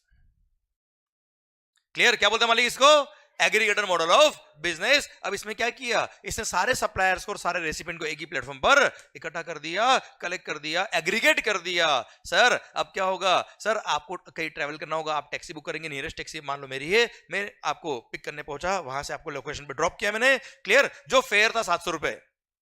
अब आप मुझे बताओ एक्चुअली आपको ट्रांसपोर्ट ऑफ पैसेंजर की सर्विस किसने दी है? टैक्सी वाले ने दी सर, मंगल ने सर। अरे हाँ है ना मालिक? सर ये टैक्सी ड्राइवर्स।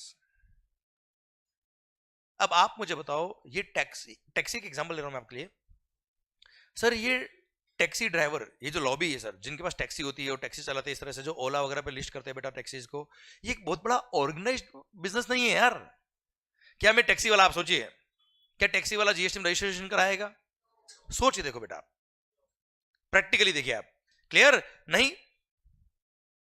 क्या वो टैक्स पे करेगा? टैक्स कंप्लायंस कर पाएगा? रिटर्न फाइल कर पाएगा बच्चों? नहीं, क्लियर। इसलिए गवर्नमेंट ने क्या किया? इसको आइडेंटिफाई किया और बोला क्या? दिमाग खराब मत करना हर्ष, ओला आप तो बड़े आदमी हो ना यार, ये तो बड़ा आदमी है सर, इतना बड़ा प्लेटफॉर्म चला रहा है सर।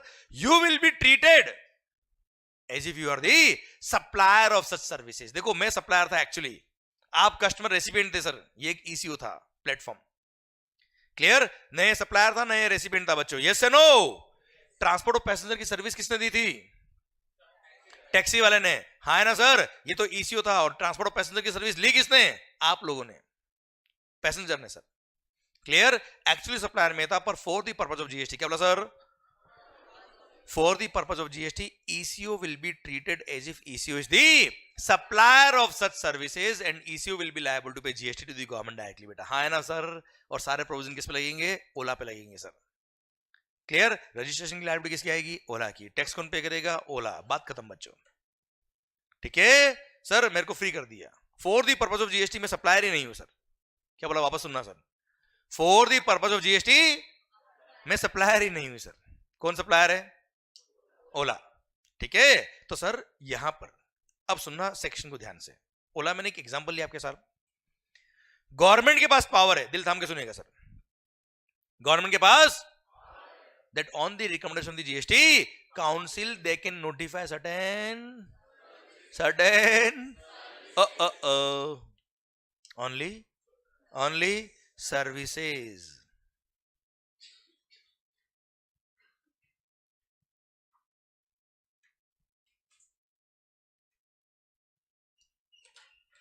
सरकार अमेजोन की बात नहीं कर रहा मैं आपसे, फ्लिपकार्ट की बात नहीं कर रहा, मीशो की बात नहीं कर रहा मैं आपसे, केवल सर्विसेज की बात कर रहा मैं आपसे, और वो भी सारी नहीं। हाँ, अभी 5 सर्विसेज ही केवल, अब 5 है, 4 है, 3 है, मेरा भाई पॉइंट वो नहीं है, पढ़ेंगे बाद में सर हम, क्लियर। पर जस्ट आइडिया के लिए आपको बताया मैंने सर, सारी सर्विसेज भी नहीं, केवल नोटिफाइड सर्विसेज। सर गवर्नमेंट ने बोल दिया कि ये नोटिफाइड सर्विसेज अगर आपने ईसीओ के थ्रू सप्लाई किया, किसके थ्रू सप्लाई किया बेटा? इलेक्ट्रॉनिक कॉमर्स ऑपरेटर के थ्रू अगर आपने सप्लाई किया तो ECO shall be liable to pay GST to the government as if he is the supplier of such services. Please sir ध्यान दीजिएगा, शानदार पॉइंट बताता हूं आपको। As if ECO is the supplier of such services and ECO shall be liable to pay GST to the government directly, and सारे compliance भी उसी को करने पड़ेंगे सर। हाँ है ना मालिक? अरे क्लियर? ठीक, ओला वाला एग्जांपल क्लियर है सर आपको? सर वैसे सेक्शन 93, 94, 95 ये तीनों हम पढ़ेंगे चैप्टर नंबर 6 में, अलग से मैंने चैप्टर दे रखा है बेटा तब, ठीक है? मैं जस्ट आपको सेक्शन 9 में आ रहा है इसलिए पढ़ा रहा हूं मैं आपको। शायद समझ में आया सर आपको? अरे समझ में आया क्या? 95 को रिवर्स चार्ज बोलते हैं क्या? वापस बोलता हूं, मेरा क्वेश्चन क्या है? 95 को रिवर्स चार्ज बोलते हैं क्या? This is my question. हाँ, 95 को रिवर्स चार्ज नहीं बोलेंगे, क्यों? अगर रेसिपिएंट टैक्स पे करता है तो उसको क्या बोलते हैं बेटा? Reverse charge mechanism. सर आप मुझे बताओ सेक्शन 9 सबसेक्शन 5 में क्या रेसिपिएंट लायबल है टैक्स पे करने के लिए? रेसिपिएंट तो पैसेंजर है ना यार, वो टैक्स पे नहीं कर रहा है। क्लियर? सर टैक्स कौन पे कर रहा है? ECO, Ola. Clear? ECO will be treated as if ECO is the, और सप्लायर जब टैक्स पे करता है उसको क्या बोलते हैं बेटा? आवाज नहीं आ रही सर? फॉरवर्ड चार्ज मैकेनिज्म बोलते सर। जहां पे भी सप्लायर लायबल होता है उसको क्या बोलते हैं sir?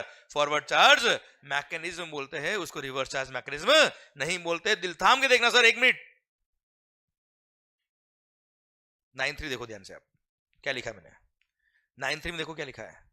Recipient shall be liable to pay tax to the government under RCM and recipient shall be treated as if he is the person liable to pay GST to the government directly. बेटा केवल recipient पे एक liability create करी tax पे करने के लिए, that's it. 9.4 में देखना क्या लिखा है sir? Recipient shall be treated as if he is the person liable to pay tax, उसको सप्लायर नहीं बोला। पर 9.5 में देखना क्या लिखा बेटा? ECO shall be treated as if ECO is the supplier of such services, और सर सप्लायर लायबल होता है उसको बोलते हैं क्या? Forward charge mechanism, not the reverse charge mechanism. आधी दुनिया 9.5 को रिवर्स चार्ज ही बोलती है बेटा। क्लियर? हाँ, यहाँ पे सप्लायर जो एक्चुअली वो लायबल नहीं है, पर रेसिपिएंट भी लायबल नहीं सर। और यहां पर for the purpose of GST supplier मान लिया है किसको? ईसीओ को, और वही टैक्स पे करेगा सर। आज स्विगी, जोमेटो, उनके थ्रू अगर आपने कुछ खाना मंगाया सर, हाँ है ना सर? मान लो आप स्विगी के ओनर, मैं रेस्टोरेंट वाला सैंडविच बनाता हूं बेटा। क्लियर? आपने सैंडविच परचेज किया, ऑनलाइन परचेज किया सर, ठीक है? आप कस्टमर, एक्चुअली मैं सप्लायर हूं पर स्विगी के थ्रू अगर मंगाया तो Swiggy will be treated as if Swiggy is the supplier of such services. अरे हाँ है ना भाई? रेसिपिएंट तो आप लोगों ने यार, वो लायबल नहीं है। ठीक है मालिक? पक्का? डन। तो सर ये था आपका सेक्शन नंबर 9 सब सेक्शन 5, और sir section number 9 sub section 5 में लिखा है क्या? कि ECO shall be treated as if ECO is the supplier of such services. और हाँ ईसीओ आपको टैक्स पे करना है, और हाँ आपको ही टैक्स पे करना है, और हाँ आपको ही टैक्स पे करना है। 3 पॉइंट लिखे वापस सर, आपको ही टैक्स पे करना है, आपको ही पे करना है, और हाँ आपको ही पे करना है। 3 पॉइंट लिखा है कि अगर ईसीओ का फिजिकल प्रेजेंस इंडिया में है तो वो टैक्स पे करेगा, बट अगर ईसीओ का फिजिकल प्रेजेंस इंडिया में नहीं है, उबर जैसे मान लो, वो out of India company sir. Clear? अगर ईसीओ का फिजिकल प्रेजेंस इंडिया में नहीं है पर उसका रिप्रेजेंटेटिव ऑफिस इंडिया में है, तो जो उसका रिप्रेजेंटेटिव ऑफिस इंडिया में होगा वो टैक्स पे करेगा। पर सर हम तो ऐसा ई कॉमर्स ऑपरेटर चलाते हैं जो यूएस में बढ़िया चल रहा है साहब, न तो हमारा फिजिकल प्रेजेंस वहां पर है इंडिया में, और नहीं इंडिया में उनका कोई रिप्रेजेंटेटिव ऑफिस है, तो they will have to appoint a person in India who will pay tax on their behalf. मतलब पे तो ईसीओ को ही करना है, क्योंकि इस टैक्सी वाले को देख लो इससे ना हो पाएगा। हाँ है ना भाई? अगर आपका फिजिकल प्रेजेंस है तो आप टैक्स पे करेंगे, नहीं है तो आपका रिप्रेजेंटेटिव ऑफिस अगर इंडिया में तो वो टैक्स पे करेगा, वो भी नहीं तो you will have to appoint a person, मतलब ECO will have to appoint a person in India who will pay tax on their behalf. पे तो करना ही पड़ेगा, रजिस्ट्रेशन भी कराना पड़ता है इनको इंडिया में आके, नहीं तो इनकी एप्लीकेशन बैन कर देंगे सर. क्लियर, समझे मेरी बात? ये सारे पावर गवर्नमेंट के पास है. ओके मालिक, ये था आपका section number 9. Sub section number 5 या नोटिफाइड सर्विसेज है, और कुछ नोटिफाइड सर्विसेज के लिए section number 9 sub section 5 attract होता है, गुड्स के लिए एप्लीकेबल नहीं होता है. और इसी के साथ सेक्शन नंबर 9 खत्म होता है. अब बोलो सर, बोलो मैम.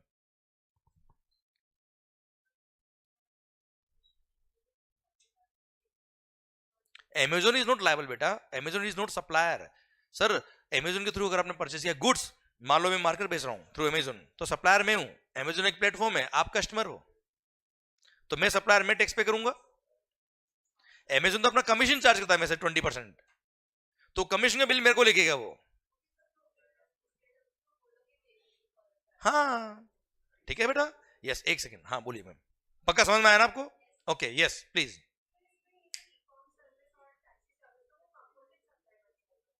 नहीं नहीं नहीं नहीं, those are two different services. Taxi service के लिए e commerce will be liable. Platform fee के लिए ECO is the supplier, ECO is the actual supplier ना बेटा यार. अच्छा ध्यान दीजिएगा, जो प्लेटफॉर्म फी होती है, जो ईसीओ की प्लेटफॉर्म फी होती है, उसके लिए तो ईसीओ ही लायबल है बेटा यार. वो तो ईसीओ ने एक्चुअली सप्लाई करा है मेरे को बेटा, जो फीस लिया है, कन्वीनियंस फीस लिया, उसके लिए तो वो लायबल है ये बेटा. ओके बेटा, ठीक सर. हाँ, स्विगी वाले में सर, ठीक है सर. देखिए, मैंने अभी आपको 95 की वो सारी सर्विसेज का नाम नहीं बताया बेटा आपको. सेकंड थिंग, इसमें कुछ अगर कंडीशंस अगर होगी तो मैंने नहीं पढ़ाई आपको बेटा, केवल आपको एक छोटा सा हिंट दिया है, आइडिया दिया है. पर आपका आंसर मैं बोल देता हूं कि यस, स्विगी ही लायबल इस केस में. भले रेस्टोरेंट रजिस्टर्ड हो या ना हो, स्विगी ही लायबल है 95 के केस में सर, कोई फर्क नहीं पड़ता उससे. पर फिर भी मैं कह रहा हूं आपको, क्या अभी मैंने नहीं पढ़ाया, ठीक है, बट आंसर इज स्विगी. ठीक है बेटा, ठीक ठीक, क्लियर. हाँ हाँ बेटा. सर सर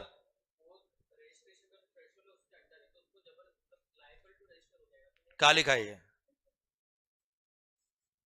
नहीं, ये क्या लिखा है?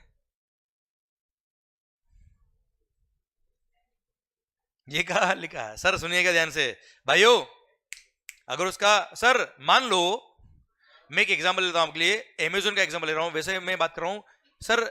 अभी मैंने आपको अभी शुरू किया जीएसटी भी थोड़ी देर पहले ही, ठीक है, सारी बातें आएगी, पर यस क्यूरियोसिटी होती है जब हम इस तरह के प्रैक्टिकल पढ़ पढ़ते तब. तो सर इसलिए बता रहा हूं आपको, अमेजोन डिटेल में बात करेंगे आगे सर जब वक्त आएगा तब, पर अभी हिंट देता मैं आपको. मान लो अमेजोन के थ्रू मैं मार्केट बेच रहा हूं बेटा, ठीक है मालिक, सर आप अमेजोन के मालिक है सर. अब सर मैंने अमेजोन के थ्रू कोई गुड्स बेचा है, you are the customer, I am the actual supplier. आप देखना अमेजोन पे लिखा होता है सप्लायर कौन है, लिखा होता है ना सर. सर मैं सप्लायर हूं उसमें मंगल, and you are the customer, तो वहां पे कोई 95 नहीं है बेटा. क्लियर, वहां पे सप्लायर अगर लायबल फॉर रजिस्ट्रेशन होगा, अगर टैक्स लगता होगा तो टैक्स पे करेगा, अगर लायबल फॉर रजिस्ट्रेशन नहीं होगा, टैक्स नहीं लगता होगा, टैक्स नहीं पे करेगा. पर 95 तो नहीं लगता है, मैंने ये बताया आपको.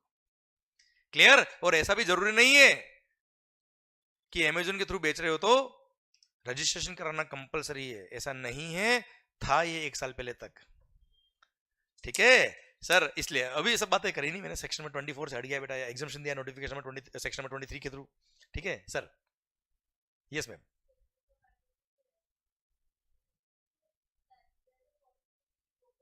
यस सर, स्विगी जोमेटो के थ्रू जो रेस्टोरेंट सप्लाई कर रहे हैं वो रेस्टोरेंट रजिस्टर्ड है जीएसटी में, मान लो. यस,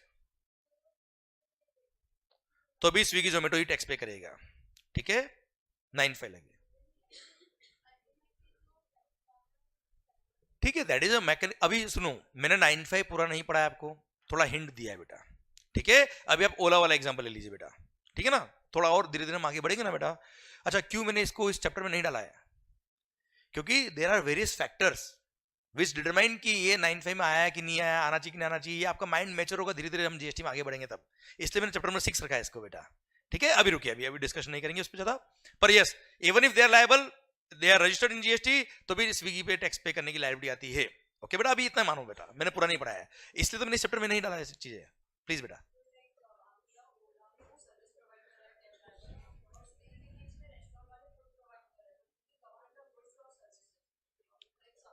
अभी बात करें, थोड़ी देर बाद बात करेंगे, ठीक है बेटा, आएगा सेक्शन नंबर 8 में आपका आंसर आएगा बेटा, ओके सर।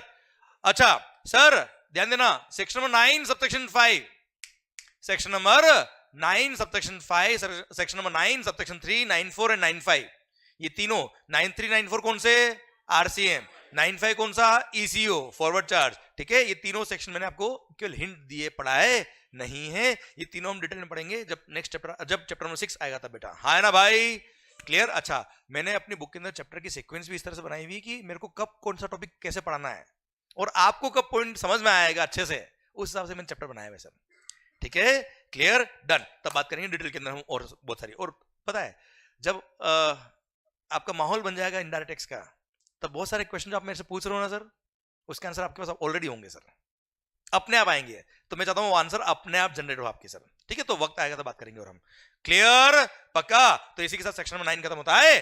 अब एक बार सेक्शन नंबर 9 वापस से पूरा रिपीट कर दूंगा बच्चों में, आप आवाज नहीं आ रही हो, ओके ध्यान मेरी तरफ, ध्यान मेरी तरफ पूरा sir. Section number 9 sub section number 1 कहता है क्या, CGST shall be levied on intra-state supply of goods or service or both except alcohol liquor for human consumption at the rate notified by the government on the recommendation of the GST Council, but not more than 20% of value of such goods or service or both, and it shall be payable by a taxable person मतलब a person who is registered under GST or is, मजा आ गया, taxable event under GST is, okay sir. Section 9 subsection 2 बोलता है क्या, 5 goods, petroleum crude, high speed diesel, motor spirit common known as petrol, ATF aviation turbine fuel and natural gas, ये 5 goods ऐसी जिन पे GST लगेगा, but from a date to be notified by the government on the recommendation of the GST council, but अब तक notify नहीं हुआ, तो 8% कितनी गुड्स होगी जिन पे जीएसटी नहीं लगता है, 6 सर। कौन कौन सी, घूम लो और झूम लो, अरे क्लियर समझे, एल्कोहल लिकर, दारू और पेट्रोल, इन पे जीएसटी अभी नहीं लगता है, इसलिए इनको बोलते हैं नॉन टैक्सेबल सप्लाई। क्या बोलते हैं सर, 9(3) बोलता है गवर्नमेंट के पास पावर है कि वो चाहे तो कुछ गुड्स और सर्विस और बोथ को नोटिफाई कर सकता है, और नोटिफाई करके बोल देगा क्या, यहाँ पे recipient will be liable to pay tax to the government directly under reverse charge mechanism, and he will be liable as if he is the person liable to pay tax to the government। बेटा हाँ है ना भाई, कुछ goods और services notified है, हम पढ़ेंगे बाद में बेटा इसको। Section number 9 sub section number 4 बोलता है क्या, बिल्डर के लिए, किसके लिए बच्चा, कि अगर notified category of registered person, notified category of registered person जो बिल्डर है, वो अगर नोटिफाइड गुड्स और सर्विस और बहुत परचेज करते किससे, किसी भी अनरजिस्टर्ड पर्सन से, तो ऐसे केस में रेसिपिएंट जो बिल्डर है वो लायबल होगा टैक्स पे करने के लिए to the government directly as if he is the person liable to pay tax under RCM. बच्चों हाँ है ना भाई, क्लियर। 9(5) बोलता है क्या सर, गवर्नमेंट के पास पावर है कि वो चाहे तो कुछ सर्विसेज को नोटिफाई कर सकता है, किसको नोटिफाई कर सकता है सर, और वो सर्विसेज नोटिफाइड सर्विसेज, केवल सर्विसेज, और वो भी नोटिफाइड सर्विसेज अगर आपने ईसीओ के थ्रू सप्लाई करी, तो ECO will be treated as if ECO is the as if ECO is the supplier of such services, and sir ECO को टैक्स पे करना है, और हाँ उसी को पे करना है, और हाँ उसी को टैक्स पे करना है, याद है बच्चों आपको, डन। इसी के साथ सेक्शन 9 खत्म होता है। अब ये था क्या, सेक्शन 9 सीजीएसटी एक्ट का।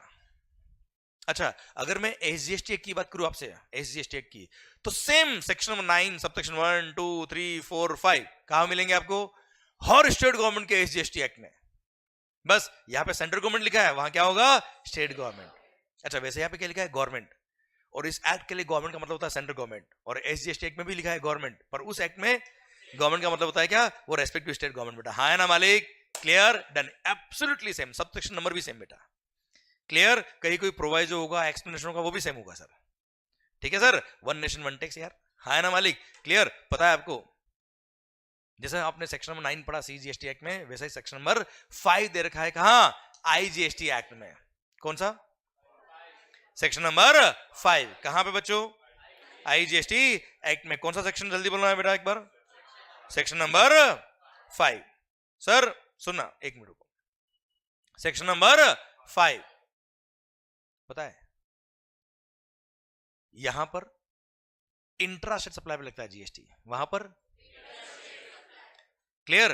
तो सर पूरा section number 5 is absolutely same. क्या बोला सर,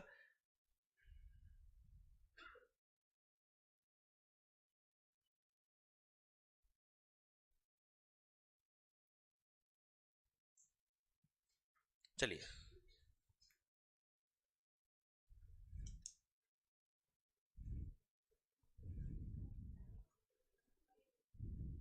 सेक्शन नंबर 5। अच्छा, कंफर्टेबल बेटा, एसी ओके कर लो आप, रिमोट है आपके पास। ओ भाई समझ में तो आ रहा है ना आपको, पक्का?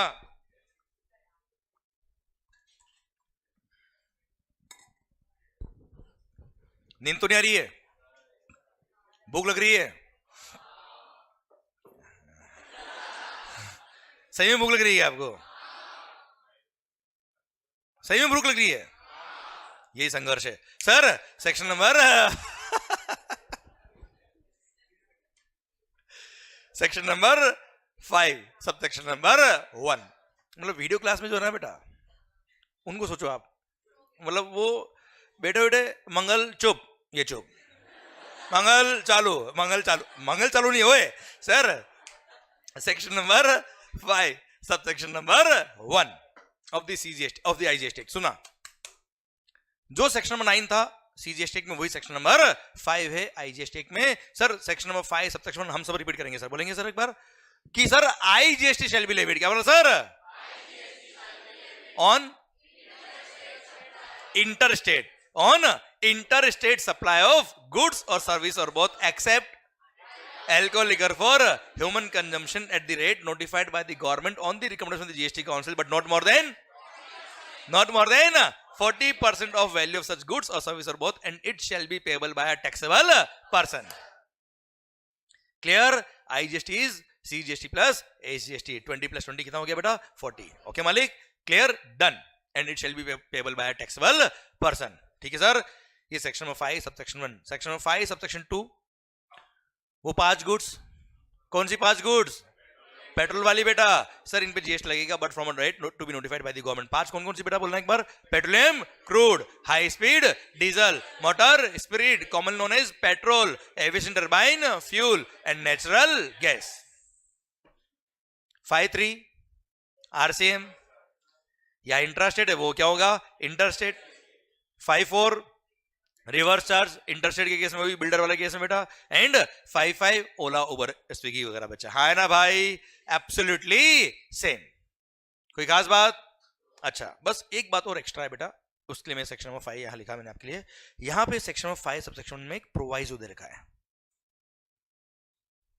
सेक्शन नंबर 5 सब सेक्शन 1 में एक प्रोविजो दे रखा है। वो क्या दे रखा है? सुनना ध्यान से। सर ओ मालिक, हूं तो करो कम से कम।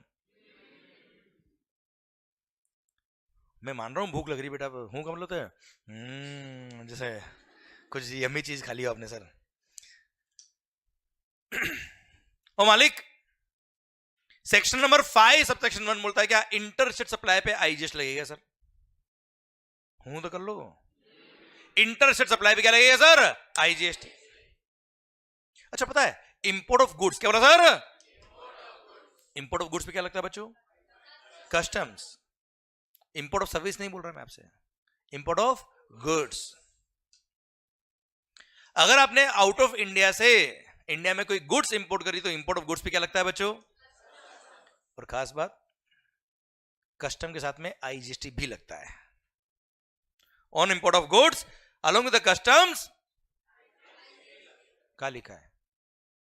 ये प्रोवाइजो में लिखा है, ये प्रोवाइजो में तो लिखा है सर कि ऑन इंपोर्ट ऑफ गुड्स। क्या लिखा है सर?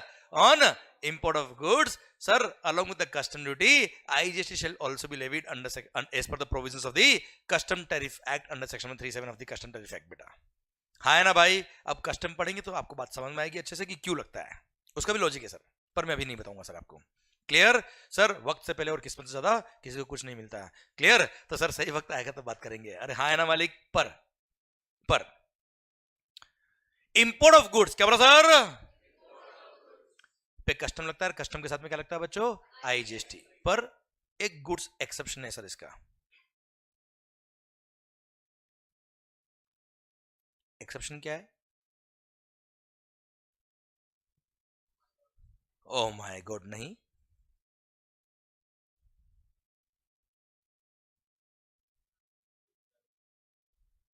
जंगली रेमी पे कभी आओ ना महाराज सर तो अगर ऑनलाइन मनी गेमिंग होता है ना रमी वगैरह, ड्रीम 11 ऑनलाइन मनी गेमिंग है। हाँ, और ये ना 7 पत्ती, 7 नहीं 3 पत्ती ना, नहीं मेरे को पता नहीं, मैं कभी खेला नहीं सर। क्लियर, दारू पीने में पता नहीं पड़ता क्या खेल रहा है सर। अरे हाँ है ना भाई सर। तो जंगली रमी, 3 पत्ती, ये जो ऑनलाइन मनी गेमिंग है सर, जिसमें पैसा इन्वॉल्व है सर, वो अगर वेबसाइट आउट ऑफ इंडिया वाली है बेटा, कहां की बेटा? अच्छा एक बात और, ऑनलाइन मनी गेमिंग को गुड्स मानते हैं। क्या मानते हैं बेटा? गुड्स। ठीक है, अब वेबसाइट अगर आउट ऑफ इंडिया की, कहां की बेटा? आउट ऑफ इंडिया की। अच्छा उससे पहले एक बात और, ऑनलाइन मनी गेमिंग वगैरह जो सट्टा खेलते हो ना बेटा आप, अरे आप नहीं खेलते, लोग तो खेलते होंगे बेटा, आप तो बहुत समझदार हो बेटा, मुझे पता है। क्लियर, ड्रीम 11 पे टीम बनाई नहीं बेटा आपने कभी भी सर, मुझे सब पता है बेटा सर। कोई बात नहीं, नहीं कोई बात नहीं। सिगरेट कभी पी नहीं तूने बेटा लाइफ में, है? हाँ मुझे पता है ना, नहीं पी तो ऐसा हंस क्या रहा है सबके सामने सर? कोई डाउट तो नहीं तेरे को? पक्का? पर मेरे को है सर। पॉइंट मेरा आपसे ये है कि जो सट्टा खेलते हो आप, मतलब समझ रहे हो बेटा आप? Okay sir, casinos, gambling, horse racing, ये सब जीएसटी के स्कोप में आते हैं। आईपीएल सट्टा खेला किसने? क्लियर, ये सब स्कोप ऑफ सप्लाई के स्कोप में आते हैं, ये गुड्स के स्कोप में आते हैं और टैक्स लगता है सर इन पे। क्लियर, तो sir same way online money gaming भी क्या है? गुड्स है, और इसको जो आपने मान लो 1 लाख रुपए का गेम खेला सर, 1 लाख रुपए पे लग गए, क्या? जीएसटी। ठीक है, अब सर अगर इंडिया की वेबसाइट है तो टैक्स लग ही जाएगा सर, पर अगर वो वेबसाइट आउटसाइड इंडिया की तो भी टैक्स लगेगा सर। पर sir for the purpose of GST इसको गुड्स माना है। क्या माना है सर? अब आउट ऑफ इंडिया की वेबसाइट से आप अगर आपने कोई ऑनलाइन मनी गेमिंग खेला है सर, तो एक्चुअली कोई गुड्स इंपोर्ट हुआ है क्या कस्टम में सर? क्या भाई, कस्टम क्लियरेंस होता है गुड्स का, तब कस्टम लगता है ना बेटा। ठीक है यार, for the purpose of GST इसको गुड्स माना है, आउट ऑफ इंडिया की वेबसाइट तो इंपोर्ट ऑफ गुड्स हो गया सर। क्या इस पे कस्टम लगेगा सर? तो इस पे कस्टम नहीं लगेगा, पर आईजीएसटी तो लगेगा। ठीक है साहब, तो यहाँ पे सेक्शन 5 सब सेक्शन में प्रोवाइजोस दे रखा है, उसमें एक एक्सेप्शन था, वो तुम्हें बताया मैंने। मैं रिपीट कर देता हूं आपसे बच्चों कि सर इंपोर्ट ऑफ गुड्स, क्या बोला सर? इंपोर्ट ऑफ गुड्स पे कस्टम लगेगा, और कस्टम के साथ साथ आईजीएसटी भी लगेगा sir, as per provisions of the custom tariff act. Clear, पर एक्सेप्ट वन गुड, कौन सा? Online money gaming. Online money gaming के केस में सिर्फ आईजीएसटी लगेगा as per section 5 subsection 1, not as per proviso बेटा। प्रोवाइजो के हिसाब से कस्टम लगता है बच्चों, हाँ है ना मालिक? Clear, normal section 5 subsection 1 में उसको इंटर स्टेट सप्लाई मानते हुए, क्या मानते हुए बेटा? इंटर स्टेट सप्लाई मानते हुए क्या लगाएंगे बेटा? सेक्शन 5 सब सेक्शन 1 लगाएंगे, और उसके थ्रू आईजीएसटी लग जाएगा बच्चा उस पर कस्टम्स नहीं लगेगा। ठीक है मालिक? Clear, done. अगर वो वेबसाइट आउट ऑफ इंडिया की थी तो बेटा, ठीक है। चलिए सर, ये तो आपका क्या सेक्शन 5 खत्म होता है। अब तो सर जो सेक्शन 9 था वही सेक्शन नंबर 5 है आईजीएसटी एक्ट का। बस यहाँ पर इंट्रा स्टेट था, यहाँ पे क्या हो गया? Inter state. यहाँ मैक्सिमम रेट थी 20%, यहाँ कितने हो गई? 40%। बाकी सब जगह इंटर स्टेट होगा बेटा। क्लियर, और एक प्रोवाइजो एक्स्ट्रा है कि इंपोर्ट ऑफ गुड्स के साथ में क्या लगेगा? कस्टम के साथ में क्या लगेगा? आईजीएसटी भी लगेगा, एक्सेप्ट ऑनलाइन मनी गेमिंग। और ऑनलाइन मनी गेमिंग में केवल और केवल आईजीएसटी लगेगा as per section 5 subsection 1। अगर वो आउट ऑफ इंडिया की वेबसाइट थी तो इंडिया की वेबसाइट होगी तो जो नॉर्मल टैक्स लगते हो तो लगेंगे बच्चों, हाँ है ना मालिक? डन। कोई खास बात? पक्का सर? इसी के साथ सेक्शन 5 भी खत्म होता है। अब कोई खास बात नहीं थी, रिपीट था बेटा केवल ये। सर इंट्रा हो या इंटर हो? क्या बोला सर? इंट्रा हो या इंटर हो? इंट्रा स्टेट सप्लाई पे क्या लगता है सर, जल्दी बताना? CGST and SGST. Inter state supply पे क्या लगेगा? अच्छा एक बात और, अगर आप यूनियन टेरिटरी के अंदर हो और इंट्रा स्टेट सप्लाई करते हो तो क्या लगेगा? CGST and UTGST. ठीक है सर। अब जब भी अपन एसजीएसटी बोलेंगे तो समझना वो यूटीजीएसटी के लिए भी बात कर रहा हूं मैं इक्वली बेटा। ओके, तो सर इंट्रा स्टेट सप्लाई पे क्या लगता है सर? सीजीएसटी और एसजीएसटी। इंटर स्टेट सप्लाई पे क्या लगता है सर? भाई इंट्रा हो या इंटर हो, जीएसटी लेवी कब होता है? इंट्रा हो या इंटर हो, जीएसटी लेवी कब होता है sir? What is the taxable event under GST? Sir, the taxable event under GST is supply, and the term supply is defined very well in GST as per section number 7. Section number 7 ने बड़ी शिद्दत से, प्यार से, मोहब्बत से define किया किसको? सेक्शन नंबर 7 को। सर दिल थाम के सुनिएगा, सेक्शन नंबर 7 सप्लाई का स्कोप, सप्लाई की डेफिनेशन। सर बहुत ही शानदार पॉइंट है। क्यों? और सबसे इंपॉर्टेंट पॉइंट है। क्यों? क्योंकि सर अगर कोई ट्रांजैक्शन सप्लाई के स्कोप में आ ही नहीं रहा है तो जीएसटी लग ही नहीं रहा। इसलिए सोचिए, जब जीएसटी नया नया आ रहा था, मतलब तब इतने सारे टैक्सेस गवर्नमेंट ने सब्सिम करके जीएसटी में मर्ज किया है। तो गवर्नमेंट के एंगल से देखो आप, कितना केयरफुल होना पड़ा होगा गवर्नमेंट को कि सर कोई ट्रांजैक्शन गलती से भी सप्लाई के स्कोप से बाहर नहीं निकल जाए। क्लियर? तो सर बहुत ही केयरफुली इसको ड्राफ्ट करी हुई है, बहुत ही शानदार तरीके से ड्राफ्ट करी हुई है, और उससे भी शानदार तरीके से हम इसको समझेंगे सर। आइए sir, section number 7 sub section 1 क्या कहता है, बात कर लेते सर हम। Section number 7 sub section number 1 पता है क्या बोलता है? सेक्शन नंबर 7 सब सेक्शन 1 बोलता है क्या? सप्लाई इंक्लूड्स, इधर supply includes clause number A, double A, B और सी। डी भी था पहले, उसको काट दिया और बना के नया 1A बना दिया। सर बात करेंगे बाद में, अभी छोड़ो उसको आप। सर तो अभी क्या है फिलहाल? Section number 7 sub section number 1 क्या बोलता है मालिक? Supply includes clause number A, B, sorry clause number A, double A, B and C. अब इधर ध्यान दो सर। अच्छा कोई बात अगर 2 या 3 बार मैंने रिपीट करी ना सर, तो कोई इंपॉर्टेंस होगी, और उसको वर्ड को मेरे को आपके यहां फिट करना है सर, उस पर एम्फेसिस डालना है, सो दैट आप उसका आंसर मुझे दे पाए। मैंने अजम्पशन लिया है कि आपको कुछ भी नहीं आता, पहली बार पढ़ रहे हैं हम सर। क्लियर? बाकी काम मेरा है ना सर। पर सर अगर कोई क्वेश्चन मैंने आपसे पूछा है तो ये ध्यान रखना उसका आंसर मैं ऑलरेडी दे चुका हूं आपको, या फिर उसका आंसर आपको आता होगा, तभी मैं पूछूंगा आपसे sir. Okay sir, section number 7 sub section 1 क्या बोलता है? सप्लाई, अच्छे से आवाज, supply includes clause number A, double A, B और सी। ठीक है, इसका मतलब क्या है? अब तो इतना बता दो मेरे को। Supply includes clause number A, B, C, चल रहा, double A, 2 minute, A, double A, B, C. Supply includes A, B, A, double A, B, C. हाँ जी, क्या बोल? अच्छा एक बात और सर, आप यहां पे आंसर दीजिए, आंसर गलत होगा मैं सही करूंगा सर। क्लियर? सही होगा तो अच्छी बात है सर। अरे हाँ है ना भाई सर। और एक बात और, अगर कोई आंसर आपसे गलत हुआ है, मैं तो एक्सपेक्ट करके बैठा हूँ आपसे गलत ही आने वाला है। क्यों? क्योंकि आपको कुछ भी नहीं आता है। क्लियर?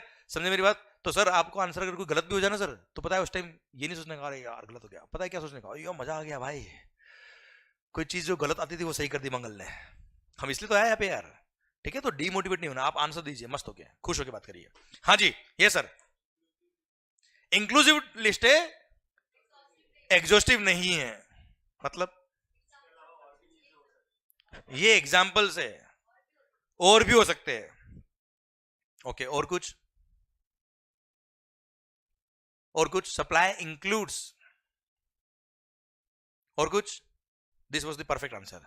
क्लियर? सर आपने जो आंसर दिया परफेक्ट है। Supply includes clause A, double A, B और सी। मतलब क्या है?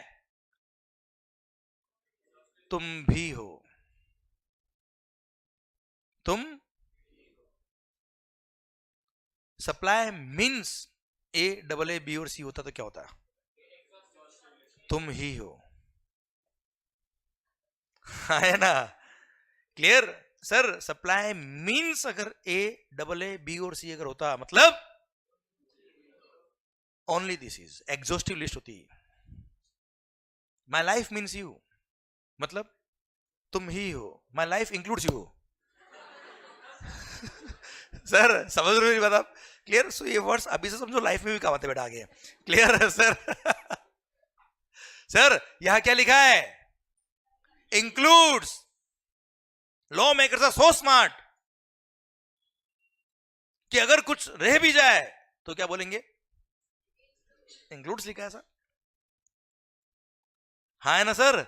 वैसे बात करूं मैं, इसमें कुछ भी नहीं रहा है सर, सब कुछ इंक्लूड कर दिया इन्होंने, फिर भी क्या लिखा है? क्यों? क्योंकि नया लॉ बनाया, सब गलती से भी कोई मिस्टेक ना हो जाए। अरे क्लियर, समझे मेरी बात? क्या लिखा है? सप्लाई। अब सर शायद इसकी इंपॉर्टेंस समझ में आई, सप्लाई मींस नहीं, सप्लाई इंक्लूड्स है। सर कई सारे एक्ट हमने अब तक पढ़ लिए, सर कई सारी डेफिनेशन भी आपने पढ़ी होगी, पर शायद बहुत कम जगह ध्यान गया होगा कि इंक्लूड्स लिखा कि मींस लिखा है।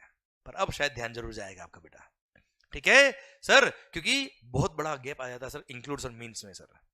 ठीक है मालिक? ठीक है sir. Supply includes clause number ए। पढ़ ले क्या सर? अरे पढ़ ले क्या sir? Okay sir, supply includes clause number A. Supply includes all forms of supply. Close number ए में ही सबको बोल्ड कर दिया सर। सुनना, supply includes all forms of supply such as sale, exchange, barter, transfer, lease, license, rental or disposal of goods or service or both when such supplies are made or agreed to be made by a person for a consideration in the course or furtherance of his business, वो supply होगा। full stop। वापस सुनना sir, ये तो मैंने show off किया केवल बेटा कि मेरे को आता है। हाँ कौन बोल रहा हो सर? सप्लाइंग। अभी जिस तरीके से मैंने बोला ना सर, उस तरीके से आपसे बुलवाऊंगा गारंटी, और याद भी नहीं करवाऊंगा मैं आपसे, ठीक है सर? एक एक वर्ड आपको समझ में आएगा तो आप अपना बोलेंगे सर। चलिए sir, supply includes all forms of supply such is, ध्यान से देखिए सर, मतलब सारे फॉर्म्स ऑफ सप्लाई, और वो भी क्या लिखा गया, मतलब ये भी एग्जांपल्स है सर। भूख लग रही है? ब्रेक चाहिए क्या आपको बेटा? तो बोलो ना क्या? हाँ नहीं दे रहा बेटा सर? नहीं, सही में भूख लग रही है बेटा? ब्रेक का टाइम हो गया क्या बेटा आपका? या 9 बजे दे दूं ब्रेक? 9 बजे दूं ब्रेक? ये सप्लाई खत्म हो जाता, सप्लाई बेटा 2 बजे की रात की सर। सुनना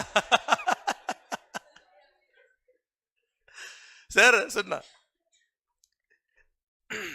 चलो 15 मिनट बाद ब्रेक दूं आपको, चलेगा? पक्का ना? दुखी तो नहीं हो रहे सर आप? हो रहा तो भी क्या करे बेटा, मैं भी हो ही रहा हूं sir. Section number 7 sub section 1 बोलता है क्या? Supply includes clause number A all forms of supply. Supply includes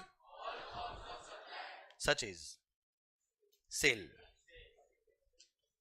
रटना थोड़े सर, ये मार्कर मैंने आपको बेच दिया सर फॉर ₹10,000। कितना बेटा? 10,000 में मैंने आपको ये मार्कर बेच दिया। क्या है ये? सेल। अच्छा, होस्ता गुड्स बेचा है, होस्ता सर्विसेज बेची मैंने आपको बेटा। Clear? That is sale. Exchange sir sir होता ना, ओल्ड मोबाइल फोन रिप्लेस करा दो, आप नया फोन लेना होता आपको सर। अगर नया मोबाइल फोन लेना है तो 45,000 रुपए का है। अगर आप कोई भी पुराना स्मार्टफोन लेके आते हो किसी भी कंपनी का, तो सर मैं आपको ये 35,000 में मोबाइल दे दूंगा। होता ना सर ऐसा? That is what is called exchange. Clear? Supply includes sale, exchange. समझ में आ रहा बेटा? एक एग्जांपल। क्लियर? बार्टर। बार्टर मतलब pure exchange is called barter. जैसे मैंने आपको इनडायरेक्ट टैक्स पढ़ाया, बदले में आपने मेरे को डायरेक्ट टैक्स पढ़ा दिया, दोनों बर्बाद सर। सर मैंने आपको इनडायरेक्ट टैक्स पढ़ाया, बदले में आपने मुझे डायरेक्ट टैक्स पढ़ाया। अरे हाँ ना मालिक? Sir that is purely called barter. This is also supply ना यार, मतलब जरूरी मनी ही इन्वॉल्व हो सर। क्लियर? कंसिडरेशन में भी in kind also sir. Clear? इसलिए supply includes sale, exchange, barter. समझ में आया बेटा आपको point? Clear? Sir transfer, supply includes sale, exchange, barter, transfer. Sir मान लो मेरा एक ब्रांच है महाराष्ट्र में और एक ब्रांच है राजस्थान में। मैंने कोई गुड्स ब्रांच ट्रांसफर करी सर। क्या करी सर? ब्रांच ट्रांसफर करी फॉर अ कंसिडरेशन। पैसे लिए सर मैंने, हाँ है ना सर? अपनी ब्रांच से पैसे लिए और गुड्स बेचा बेटा, ब्रांच ट्रांसफर किया, दैट इज ऑल्सो सप्लाई। तो सर कोई गुड्स अगर आपने ट्रांसफर किया one branch to another branch, वो भी सप्लाई के स्कोप में आएगा। Clear? Sale, exchange, barter, transfer, lease, finance lease, operating lease. अरे हाँ है ना भाई? जो भी लीज आपने पढ़ा आप तक बेटा, सर फाइनेंस लीज हो या ऑपरेटिंग लीज हो या सर आपने कोई प्रॉपर्टी लीज पे ली बेटा, वो सब सप्लाई के स्कोप में आएगा बच्चों। हाँ है ना मालिक? क्लियर? सर लाइसेंस, कोई सॉफ्टवेयर आपने डेवलप किया बेटा, और मैंने उसको यूज करने का लाइसेंस लिया सर, होता ना सर, सॉफ्टवेयर का लाइसेंस लेते हैं हम, जैसे फॉर एग्जांपल हमने कोई वीडियो क्लासेस है, उसका एंक्रिप्शन का सॉफ्टवेयर का लाइसेंस की हमने लिया सर, क्लियर, उसके लिए हमने चार्जेस पे किए, that is what is called supply. अरे समझा मेरी बात, क्लियर सर, लाइसेंस लिया हमने। देन सर रेंटल, ये क्लासरूम हमने रेंट पे ली, कोई मशीन आपने रेंट पे ली, कोई गुड्स आपने रेंट पे लिए, that is what is called supply and disposal. किसी ने अपने बिजनेस के एसेट्स डिस्पोज ऑफ कर दिए, होता ना सर, वो भी क्या है, सप्लाई के स्कोप में आएगा और उन पे भी जीएसटी लगेगा। यस या no sir? Supply includes all forms of supply such as sale. एक एक करके आराम से, कोई जल्दी नहीं है, सेल बोलो फिर सोचो सेल का मैंने एग्जांपल क्या दिया बेटा आपको, ठीक है? अपने को रटना नहीं है, मगअप नहीं करना, याद नहीं कराना, मेरे को कोई स्पीड बढ़वानी नहीं हिसाब से, अपने आप स्पीड बननी चाहिए सर, क्लियर? तो मजा आएगा सर। सर सप्लाई, अच्छा मेरे को भी सर इतने साल हो गए पढ़ाते पढ़ाते, इसलिए सब याद है सर, ठीक है? तो आपकी भी प्रैक्टिस होगी, आपको भी याद हो जाएगा, अपने आप याद होना चाहिए सर। अगर कॉन्सेप्ट क्लियर है तो अपने आप याद होगा, नहीं तो याद करना पड़ेगा सर आपको, ठीक है? Supply includes all forms of supply such as sale. Sale, sale imagine किया आपने सेल बेटा, सर सेल, एक्सचेंज, बार्टर, डीटीआईटीटी बेटा, हाँ है ना भाई, क्लियर? ट्रांसफर, स्टॉक ट्रांसफर, अरे हाँ है ना भाई, lease, operating lease, finance lease, licence और सॉफ्टवेयर वाला बेटा, सर रेंटल, क्लासरूम रेंट पे लिया मैंने, क्लियर? गुड्स या सर्विसेज, गुड्स रेंट पे ली मैंने बच्चों, clear? And disposal, business assets dispose of कर दिए बच्चों, हाँ है ना भाई, क्लियर? वापस बोलते हैं, sale supply includes all forms of supply such as sale, exchange, barter, transfer, lease, licence, rental और डिस्पोजल।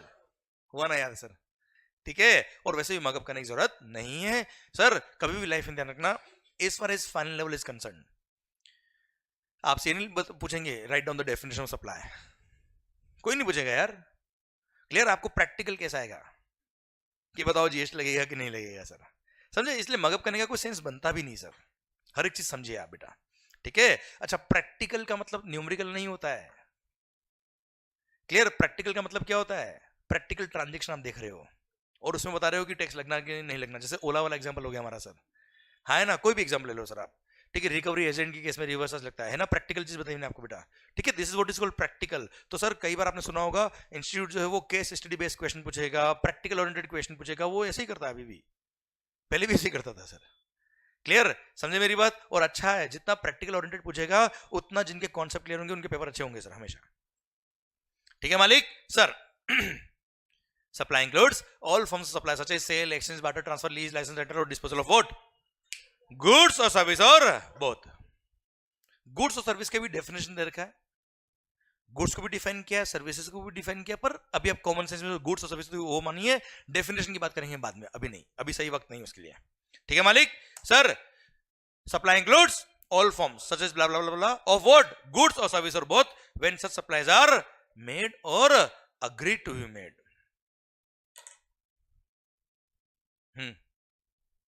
सप्लाई कर दिया, हाँ है ना भाई? सप्लाईज मेड, सप्लाई कर दूंगा यार, एडवांस दे दे, एडवांस दे दो, सप्लाई कर दूंगा, मतलब क्या है? I agreed to supply the goods और सर्विस और बोथ बच्चों, और हाँ है ना मालिक? आवाज नहीं आ रही वे? अगर मैंने एग्री कर लिया सप्लाई करने के लिए, मतलब मैंने एडवांस ले लिया, तो भी लग गए जीएसटी। अरे हाँ है ना सर? आपने भी इस बैच के लिए एडमिशन पहले ले लिया होगा सर एडवांस में, हाँ है ना सर? जिस दिन आपने एडमिशन लिया, जिस दिन आपने फी पे करी, उस दिन मैंने एग्री कर लिया कि मैं सप्लाई करूंगा, क्लियर? और एग्री किया तो सर उस दिन जब मैंने आपसे फीस लिया वो भी सप्लाई के स्कोप में आ गया, लग गया जीएसटी बेटा, ठीक है? क्लियर? सर ध्यान देना, वापस से बोल रहा बच्चों में, गुड्स हो या सर्विसेज हो, क्या बोला सर? मैं टाइम ऑफ सप्लाई को लिंक करूंगा ऐसे बेटा, किसको? टाइम ऑफ सप्लाई, जो अपना नेक्स्ट चैप्टर होगा, चैप्टर नंबर 2। गुड्स हो या सर्विसेज हो, अगर सप्लाई कर दिया तो सप्लाई है ही है, सप्लाई करने के लिए एग्री कर दिया मतलब एडवांस अगर रिसीव हो गया, वो भी क्या हो गया? सप्लाई हो गया, और सप्लाई हो गया तो क्या लग गया बच्चा? जीएसटी। गुड्स और सर्विस और बोथ, मतलब गुड्स के केस में भी एडवांस रिसीव हो गया तो जीएसटी लग जाएगा, सर्विसेज के केस में भी एडवांस अगर रिसीव हो गया तो जीएसटी लग जाएगा। मान लो आउट ऑफ 10 लाख आपने मुझे 1 लाख रुपए एडवांस दिया तो 1 लाख पे जीएसटी लग जाएगा सर। हाँ, टाइम ऑफ सप्लाई भी आ गया, पढ़ेंगे टाइम ऑफ सप्लाई चैप्टर के अंदर बेटा। क्लियर, जीएसटी सप्लाई के स्कोप में आ गया, यहां से supply is made or agree to be made से लिंक होता है टाइम ऑफ सप्लाई पर। हाँ, एक अलग बात है कि गुड्स के केस में, किस केस में बच्चों? गुड्स के केस में 15 नवंबर 2017 को 15 ऑफ नवंबर 2017 को गवर्नमेंट ने एक नोटिफिकेशन नंबर 66 ऑफ 2017 इश्यू करके गुड्स के केस में बोल दिया कि नहीं, एडवांस पे टैक्स पे करने की जरूरत नहीं है। वो एक अलग बात है, वो एक अलग बात है कि गुड्स के केस में एडवांस पे टैक्स पे करने की जरूरत नहीं है, अलग से नोटिफिकेशन देके एग्जाम किया, हाँ है ना। पर सप्लाई के स्कोप में तो आ गया, पर वो सप्लाई के स्कोप में तो आ गया क्योंकि सप्लाई में क्या लिखा है? Supply is made or agree to be made, भले गुड्स हो या सर्विसेज हो। पर इसका डिटेल बात करूंगा कब? टाइम ऑफ सप्लाई आएगा तब बच्चों, ठीक है। और हाँ है ना भाई, पता है मेरे को ये क्यों बताना पड़ता है कि गुड्स के केस में एडवांस पे भी टैक्स एग्जाम किया है? क्यों भी नहीं बताना हमें, तो लेक्चर जब खत्म होता तो लोग बात करते हैं कि यार गलत पढ़ा रहा है आदमी तो यार। क्यों? गुड्स पे एडवांस पे टैक्स का है, केवल सर्विसेज में एडवांस पे टैक्स है, पर वो एग्जाम किया हुआ अलग से, वो आएगा बाद में, हाँ है ना। पर मेरे को बताना पड़ता है वरना आप कंफ्यूज रहते हैं सब। Clear sir? यहाँ पे क्या लिखा है बेटा, इसलिए आप कोई चीज ध्यान रखना, अगर आपको लगे ना नहीं यार हमने तो कुछ और देखा है, यहाँ पे कुछ और चल रहा है, तो वो जो कुछ और देखा है वो थोड़ी बात आ जाएगा, जब उसका वक्त आएगा तब आ जाएगा। पर अभी अभी चल रहा है क्या? लेवी, सप्लाई का स्कोप। क्लियर? सारी बातें मैंने आपको नहीं बताई अभी तक, ठीक है बच्चों? क्लियर? तो कुछ चीजें ऐसी भी हो सकती है आपको लगेगा नहीं यार ये तो कुछ और है, तो कुछ और आ जाएगा जब वक्त आएगा तब, ठीक है। वो एक्सेप्शन केस होगा बच्चों, हाँ है ना मालिक? ठीक है sir. When supply is made और मतलब गुड्स हो या एडवांस अगर आ गया सर, सप्लाई के स्कोप में आ गया। When such supplies are made or agree to be made by a person, पता है पर्सन, अगेन जीएसटी के अंदर person includes everybody, individual, HUF, partnership firm, LLP, body corporate, sir कोई फॉरेन कंपनी है, और हाँ है ना भाई सर कोई आर्टिफिशियल जुडिकल पर्सन है, सर सोसाइटी है, कोऑपरेटिव सोसाइटी है, central government, state government, union territory, local authority, sir ये सब आ गए किसमें?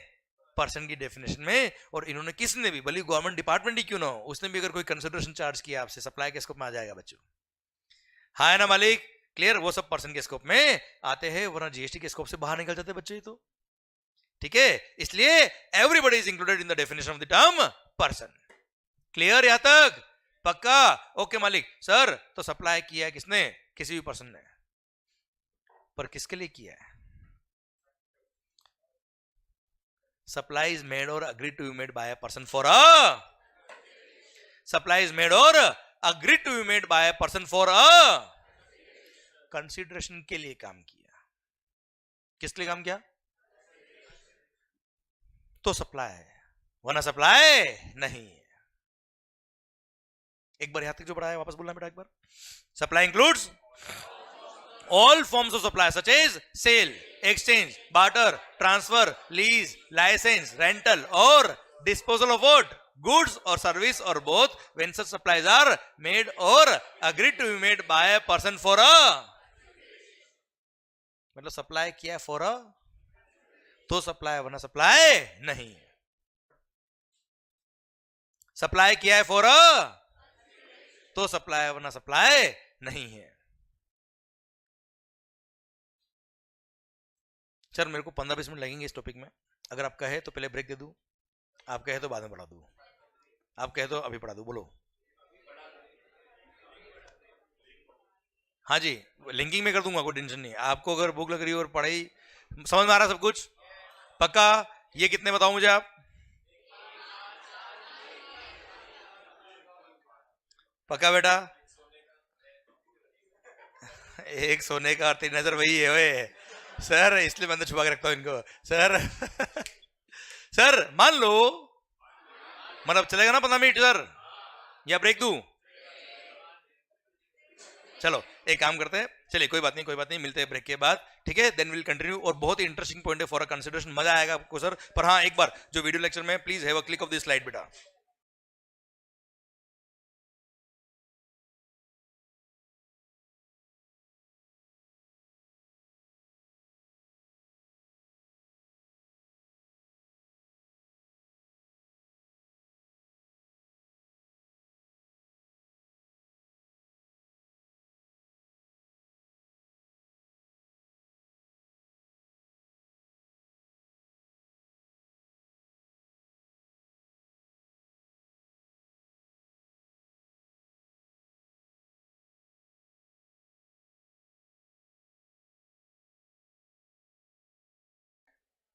चलिए मिलते हैं ब्रेक के बाद।